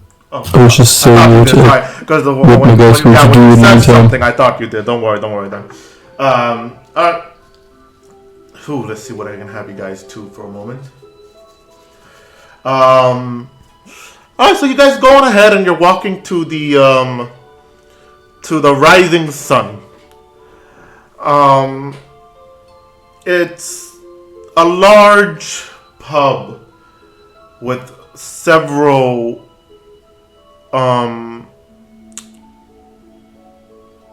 clients, bargoer, drinkers, all there just sitting down. From goblins to humans to dwarf to gnomes, all just sitting down having their drinks. As you walk in with the child following you, Emily looks over and she goes, Asumi, Thimble, it's been so long. What's with the child? Don't ask. Don't make eye contact. What? How can I not make eye contact with an adorable little... Oh my god. I told you not to make eye contact. Why does she feel like she's staring into my entire life story? Just ignore her. Don't look in the eyes. Just pretend you didn't see that. She tries not to for a moment before looking over and she goes, well, I mean, as long as she's not drinking alcohol, I guess it's okay. The child, Lily, just looked at her and goes, I would like water. Okay. What about you guys? Wizard mind bomb. Scout. Sumi goes just a regular ale. Do you have mead? What? Do you have mead? Yes, we do. I would like one. Of course. How do you call it? Right, one. Okay. Write it down. What about you, Barrow? Guys got a wizard blizzard. Alright. And Luke, did you say you want anything? Or is he still there? Is he even back to begin with? Luke? You there, bud? Are you okay, buddy, old battle friend? Are you alive? We can't hear Like you if within? you're talking. Type something.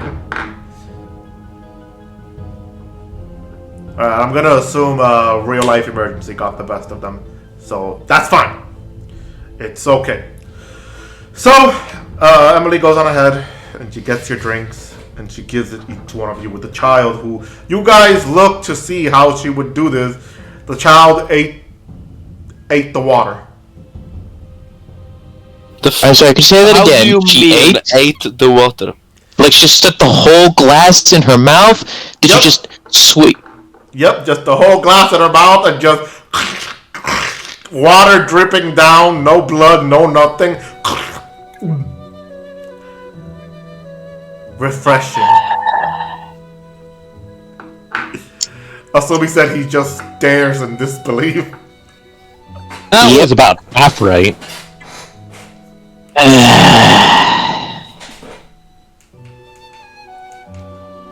Why did this have to happen? Thimble, I need you to, like, I don't know, pinch me, punch me, I don't know, this must be some kind of fucking dream. I must have drank myself to death with the brain rum. No, Rudy. I'm afraid if this is a dream, the dreamer is trying to torture us. Devil just looks off into the distance, looking directly at you, DM. I love you too. Asumi says, if this is a dream, then allow me to help you. He goes to pinch you on the side. Wait, pinch me or pinch Rudy? Both of you, I think. How? What the? I wasn't the one dreaming, damn it. Ouch. Not just both of you, like he's trying to pinch to both of you to see if any of us is dreaming. Like if any of you is dreaming and it's like connected, is what he's saying. Ouch. I am not fucking dreaming.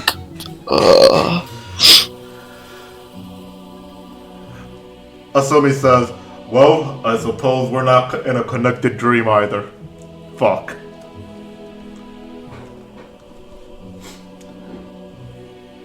He also adds, we have a small walking time bomb right next to us. And I'm still afraid we could end up doing anything to piss her off.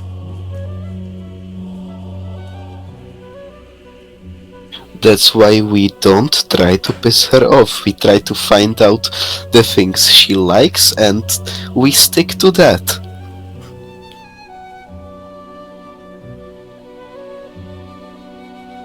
He says he looks at you, Rudovic, and then gestures over to Bera before looking at Bera.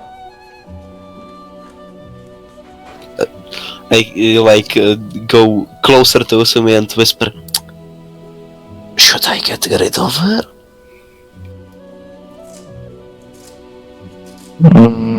Not worth it.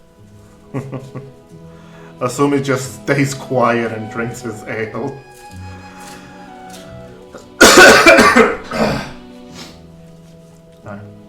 Anybody want to say anything, do anything, start a conversation, maybe get to know your characters or your companions a bit better? Feel free. Oh, how many people have you guys been with? Like, what do you mean? Romantically. That's a really weirdly personal question. Is it? But Asumi responds with 0. much wizard. I have idea. I tell 2 lies. Well, I tell 1 lie, 1 proof. You have to guess. If I'm right, you drink. If you right, I You've drink. never found anyone orc? You kind of bugged out there. We didn't hear you properly. Yeah, I'm just not comfortable with this question. So I'm gonna move on to the next one.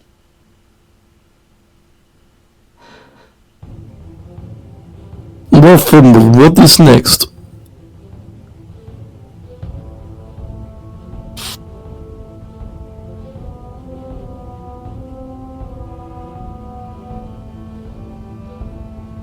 Who you were asking? So Cinder said he would like to move on to the next one.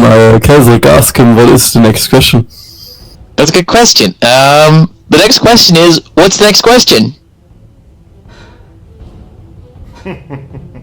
The answer is the next question. What is right age for work children in mine? I said 12. I say when they can lift a pickaxe or a hammer or whatever, they can work. I don't think that's how this works. You do not do family trips in mine? See who finds most gold? No. Huh, there. Why not? Is fun. Teach children trade of mining. We don't have children working in the mines. You don't have children, I am sad for you.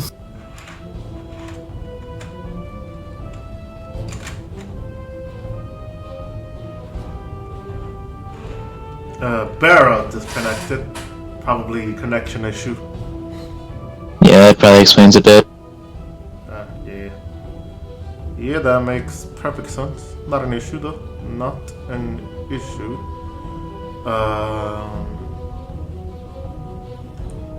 What else is there? What else is there? Yeah, you guys continue having the conversation for a bit. Yeah. Anyway, usually we don't have kids working in the mines, and no, I don't think I've really heard anyone have family trips to find gold and stuff. That is a very specific cultural thing, I'm guessing. Our kids usually not work on mine too, but sometimes we take on trips. How else they learn how to swing pickaxe and small diamonds? Did you just say smell diamonds? What does a Yes. diamond smell like? Do you think so, Moon? Ralph, I think it is distinct. Also, you cannot track diamond with smell. It's a combination of things you need to look out for in rock.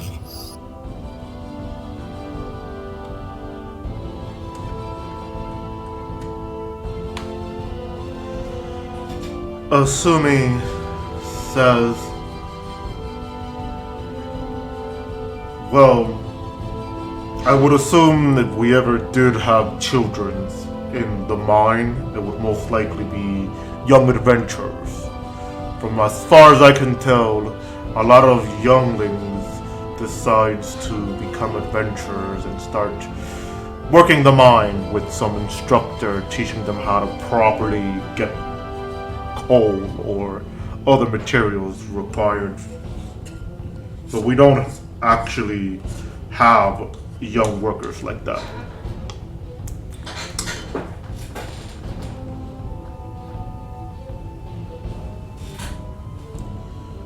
Welcome back, Vera. Hopefully your connection or Discord is working properly.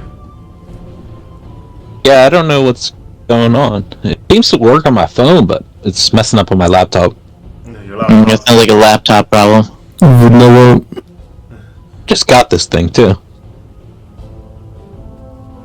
Yeah.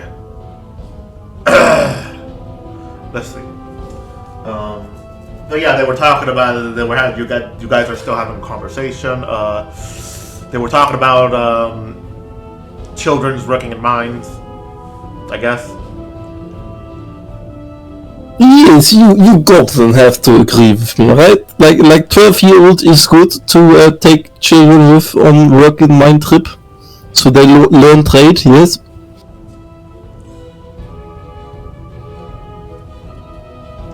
Kesrick, question, do they get paid? Well, they're not really workers. They don't have shifts and things, but like once a month we take them with us to show them how things are done. Oh, so They like, get to keep what they take with them. take your kid to the workplace day. Yes. Some radicals think that you should wait till 16 or 14. I don't think so. Mine not so scary. Most people think mine's scary, but it's not scary. No, I'm with Kazrick. I worked on the farm as soon as I could walk.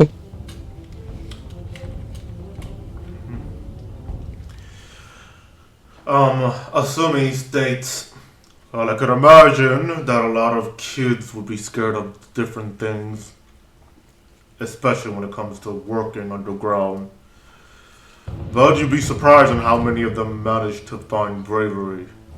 I remember during one of my early missions with a knight when I was a squire, we had encountered a child adventurer, no older than 10, managed to actually fight a giant rat on his own with such bravery.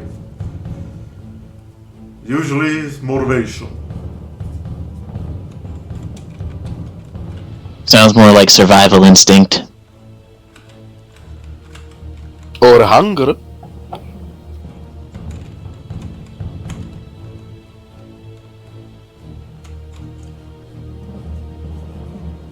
assuming ads, sorry, one or the other.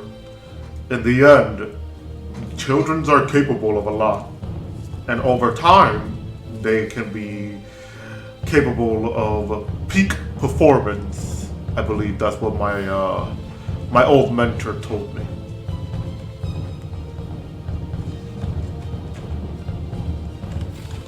Alright, I ask question. Who asked next question?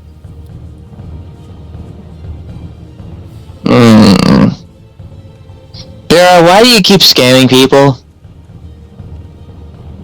Is it a scam? I'm Yes. just offering them. Yes, it's a scam. Well, it's just a way to make money, and I got places I want to go. Like? The Ark. Ah, yes. Are you going there for the berries too? Absolutely. Well, at the very least, you are consistent, if anything. But I'm Kazaric believes that if stupid people buy things, then it's their fault. exactly. Kazaric would never fail on such stupid things like scamming people. I'd hate to point this out, but I'm pretty sure there are laws that explicitly say that if you sell something under a false pretense, you are liable to be sued.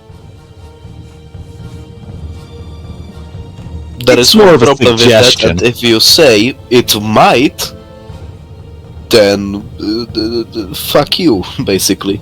If you say it might do it, Yeah, and apparently there was a youth potion that might have been able to restore your youth, but actually melted people's faces off. And the guy who got sued out of his entire home and mansion and shit. So, be very careful when you try putting those "it might" thing clauses on. It's gonna backfire horribly one day, perhaps. well, if Bera just sells a juice and says it might help with your stomach ache, like, it might do it, Unless she It's just berry accidentally, juice. unless she mixes up with poisonberry juice. I know which one's which. Assuming response saying, if you say might into the sentence, you won't be that much in trouble so long as it's not something big. Like, you can't say it might cure that burn mark off your skin, and then when the burn mark becomes worse because it melts your face off, you're gonna be in a lot of trouble because you don't label the warning. And if you do label the warning, you still didn't advertise the warning properly.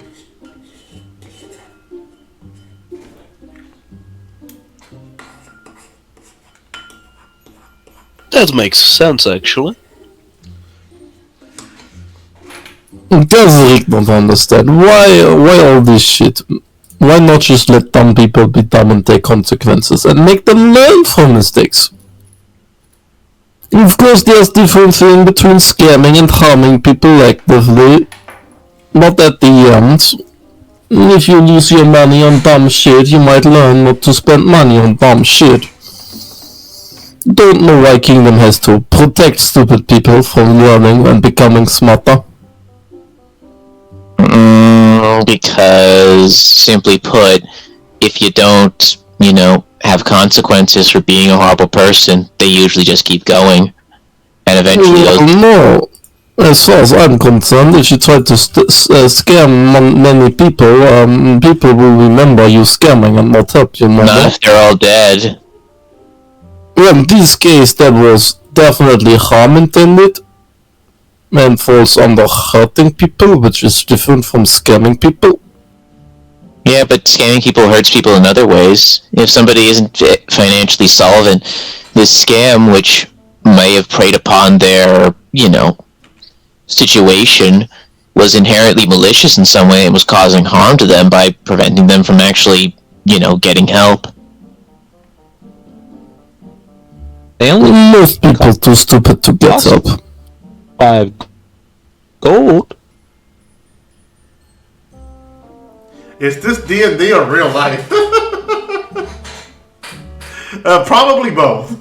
Both is good. It's just very Damn, that is quite a bit of lag. Wow, Bear's glitching again. Barra is becoming French. It's not Yeah. bad. It's pretty bad on our end. Yeah, it was like a bit glitchy. That's made you sound French. Yeah, basically it sounded like you were saying berry juice. I'm pretty sure it's trying to make the argument that $5 are not enough to completely wipe out somebody's financial situation. Yeah, I mean, but I'm just pointing out, in general, $5, maybe not a whole lot, but definitely there are people who will then use that $5 as a gateway to ask for another $5 and repeat that ad nauseum.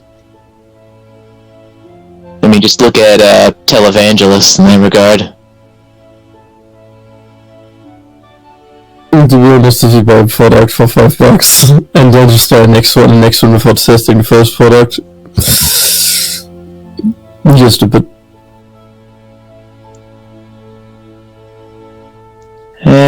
Honestly, I feel like there's a whole psychological aspect to it too, where like, the sales pitch preys on their insecurities and in many cases manipulates them to continue giving money. It's a whole thing, I think. But we've got a completely looking for is a casino. Yeah, I think it's probably the same methodology as that. Anyway, I think we're likely we've gotten off topic from what we originally talked about. Anyway, next question. Someone else ask. Yes, this is game fun. What is next question?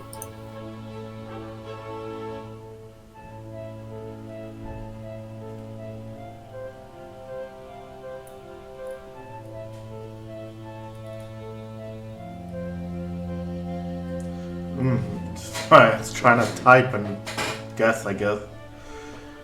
I see he's typing. Yeah, the silence is very deafening. I think we've run out of questions. Yeah. Let's go. Any better? What is it? Yep, a little better. I don't know what's wrong. I can only assume it's something with your computer, just one of those weird things. Maybe you got like some kind of background task running and it's just causing a issue with your RAM or core. Could be. Probably check your task manager and whatever is taking up the more RAM or core. Get that like end the task. It will do. Yeah, just check that while I'm looking at Asumi's question. He says he has some. Yeah, it's either processing power or your internet is just shitty. No. Or both. Yeah, good thing. One does not exclude the other. Asumi said he has a question. He has a question for everybody to get to know their characters better, except for Thimble, obviously, because he knows Thimble like the back of his head. Even though Thimble and him both forgot about him being afraid of heights. Except for that part, apparently. But yes, that is his next question. As a reminder for Thimble, then he edited that as a reminder for Thimble, then. What is everyone's biggest fear? Let me say it in his voice. Here, I have a question. What is everyone's biggest fear? As a reminder, I am afraid of heights.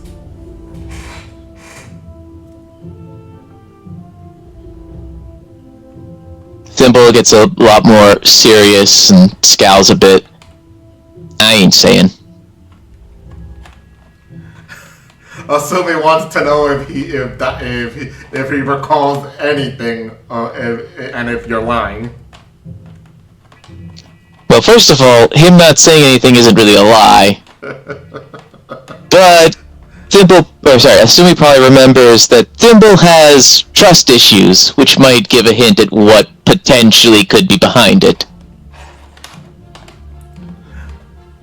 Alright, so yeah, you remember that then. Anybody else wants to answer that question? What's your biggest fear? Feeling powerless. What was it? It's for me to hear. Feeling powerless. Ah. Settling down.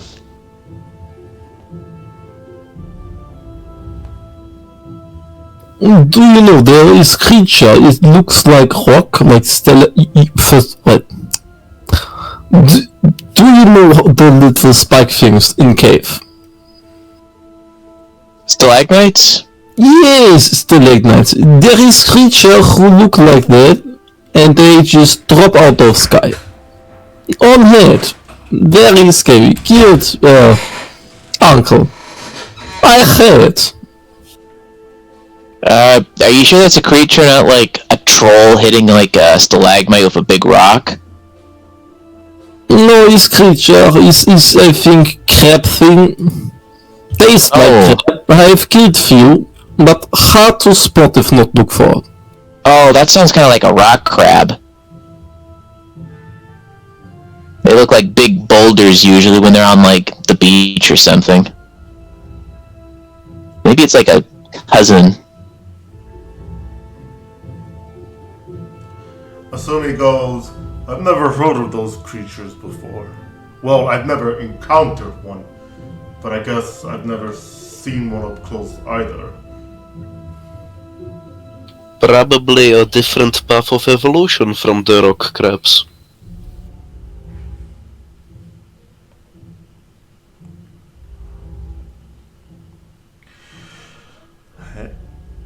With that, as you guys are enjoying your drinks and everything, a white knight rushes over and goes, Asumi, I see your comrades are here. Good. We got some news. Sir Amek has found some of us to be able to conduct a raid on the hideout. And with information that Detective Alice provided him, we believe you guys also are aware of the physical entrance, or at least a possibility of where it could be? Yeah. Excellent. Then when you're ready, Knight Asumi, we're going to meet at Spaldor's castle to discuss the plan, or at least for you guys to brief us on the plan. Asumi says he's ready. And Yep, I'm ready. Yeah, he looks at everybody else to see if you guys are ready. Let's go. I'm ready. Let's go. Give me 1 minute. Let me. Oh, there you are, Luke. Let me see if I can do something. Hold on. Ah, son of a bitch. Alright. Alright, so I was gonna pause this now to do the next role playing further. But what I'm gonna do is I'm gonna end this session in about 30 minutes because my throat is hurting and my allergy is making my throat worse right now. So we're not gonna end it now. I'm just letting you and everybody else at home know that I will be ending it in about soonish. So for now, as you guys are ready to go, you get up and you just walk out of the bar with Lily still following you. And the guard looks back and he goes, "What's with the child?" Don't ask. Don't look into her eyes. Just keep moving forward. Keep moving forward. Ignore it. Sumi goes, just trust us. Do not make eye contact, please. The guard looks confused for a moment before going, "Okay, like, is it something serious though? Like." Respect, No. it will go away if ignored. Please ignore. Sumi goes, it's just. She'll make you feel guilty about yourself. She's a very gifted child. Now come on, keep moving forward. The guard looks just confused, like, okay, fine. As he starts leading you guys to the. There it is. That hurts. I'm good though. He starts leading you guys to the castle, to Amek's office. Sir Amek looks and goes, there you are. Alright. Gents, these are the group that you will be assisting conduct the raid on the cult's hideout to stop the demonic ritual. As you all are aware, this is Asumi. He will be in charge of the raid. So, what's the plan? Alright, so I guess one thing to let you all know is that if you see an amulet of Zamorak on a cultist, they are brainwashed. If you destroy the amulet's diamond, then you will remove the brainwashing and disable the combatant. If you can accomplish that, great. If you can't, try to at least aim for knocking them unconscious as opposed to killing. Do as best you can on that front. They all look, making mental note of what you just said, as they just nodding at each other. Just to let you know, there are about at least 10 white knights there. As one of them raised their hand and goes, "So if there is not one wearing a necklace, do we still attempt to knock them out just in case the necklace is under the robe or anything?" Use your best judgment in that regard. But maybe, at the very least, if they aren't brainwashed, we can at least interrogate them afterwards. Asumi basically entered something similar to that, saying, "Knock them out, try to avoid killing.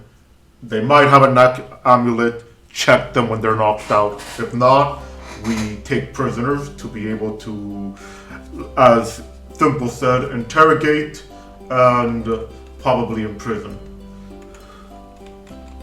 One of the knights goes, "Well, just to ask then, do we know if there's any real Zamorakians? Not that I'm optimistic on killing Zamorakian. It's just, are we certain that they're all brainwashed?" Well, that's the thing. We only know that if they're wearing the amulet, they're brainwashed. We don't know how many of them are, like, true believers following it, or how many are brainwashed into doing it. We just don't know the full number. Asumi entered, saying, "That is why," like, it almost sounds like he's responding after you, but this sentence fits perfectly. He goes, "That is why we say knock them out, even if they don't have an amulet. Check them. If they don't, they're prisoners. If they are, they're rescued hostages. At this moment, anyone could be a Zamorakian, or none of them are Zamorakian. And this is all just a ploy to try to get us to think Zamorakians are finally attacking." One of the guards asks, "But what if they are? What if this is all just a deeper plan just to trick all of us?"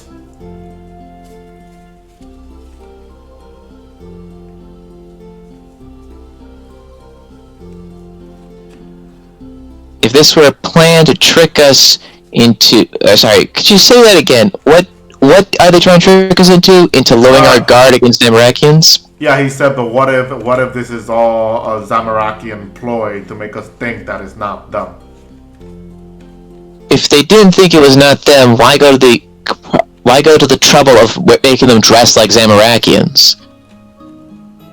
Like, at that point, they might have started a different cult to a different god, but no, they picked a Zamorakian cult. What kind of Zamorakian lies about being Zamorakian by dressing up as Zamorakians? Sir Amit goes, "Well, I understand the concern. They have a point. We are talking about Zamorakians here. They don't tend to hide who they follow unless they are meant to sabotage from within. With all of this that is going on, and the hostages that we have saved, it does seem like this is not a ploy from the Zamorakians. I know it may be difficult for you to believe that this is a ploy from a Saradominus, but remember, this isn't a Saradominus that we know. This is one of those extremists. Someone worse, something worse, someone that actually wants to do harm to other Saradominus just to prove a point." He looks over to you guys nodding, and he goes, "Is there anything else that they should know about?"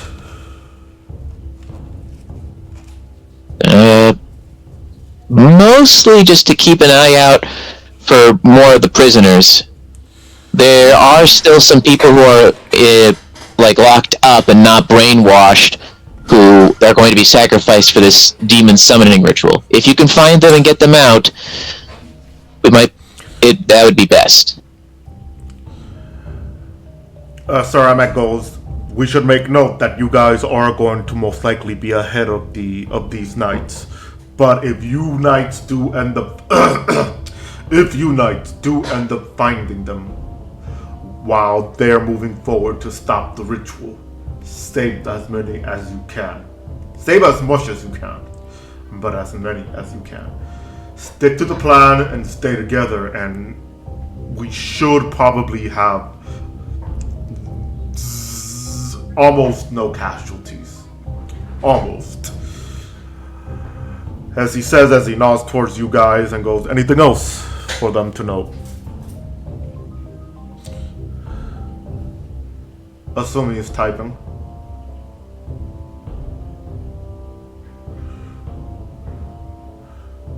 Assuming goes, if you encounter a man wearing a white armor with red robes underneath, wings that has some sort of energies leaking out of it, do not engage him. There's a potential, they are potentially more powerful than they look, and we should avoid trying to pick a fight with them. Flee if you have to. Sumi looks at Ceramic and says, I assume we're going to have teleport tablets to be able to get out of there, correct? Yes, of course. He goes and he starts handing all of you, especially the knights, a follow door teleport tablet. It's basically, for those of you who don't know what a teleport tablet in RuneScape is, it is a squared, squared round-cornered clay tablet that has a runic symbols around the symbol of Falador's teleport, which is usually an F, and it just glows in a purplish, whitish energy on those. Which Sir Amek then says, remember, for those of you who've never used these, remember this in your right now. Keep this somewhere in a mental pocket if you must. These will help you escape any trouble so long as you slam them to the ground to break. They're not... what's the word? They're durable enough to survive impact. Like if you fall on them or if you accidentally drop one. You would have to throw one to the ground hard to be able for it to break open and teleport you out of danger. Any questions? He asks any of you who probably don't know how the tablet works, or any of you who have any questions for him. With the tablet thing, does it have to be like thrown at the ground? Can I just like break it just like, in my hands? If you have the strength to do that, sure. But it is known to be very hard, and the quickest method is to be able to throw it down. If you're able to break it with your hand, by all means, you can do it, and it'll still work, teleporting you out of danger. Alright, just wanted to know because sometimes the floor can be not so hard, to break something. He nods, waiting to see if anybody else had any questions. Nope. Alright. With that, Sir Amek goes, alright, remember, we are doing this for the city. We are the protectors of the innocent. We are the soldiers of Lord Saradomin, Knight of Falador and Ascarnia. He looks over to the rest of you and goes, and these are our allies, appointed to us with great confidence.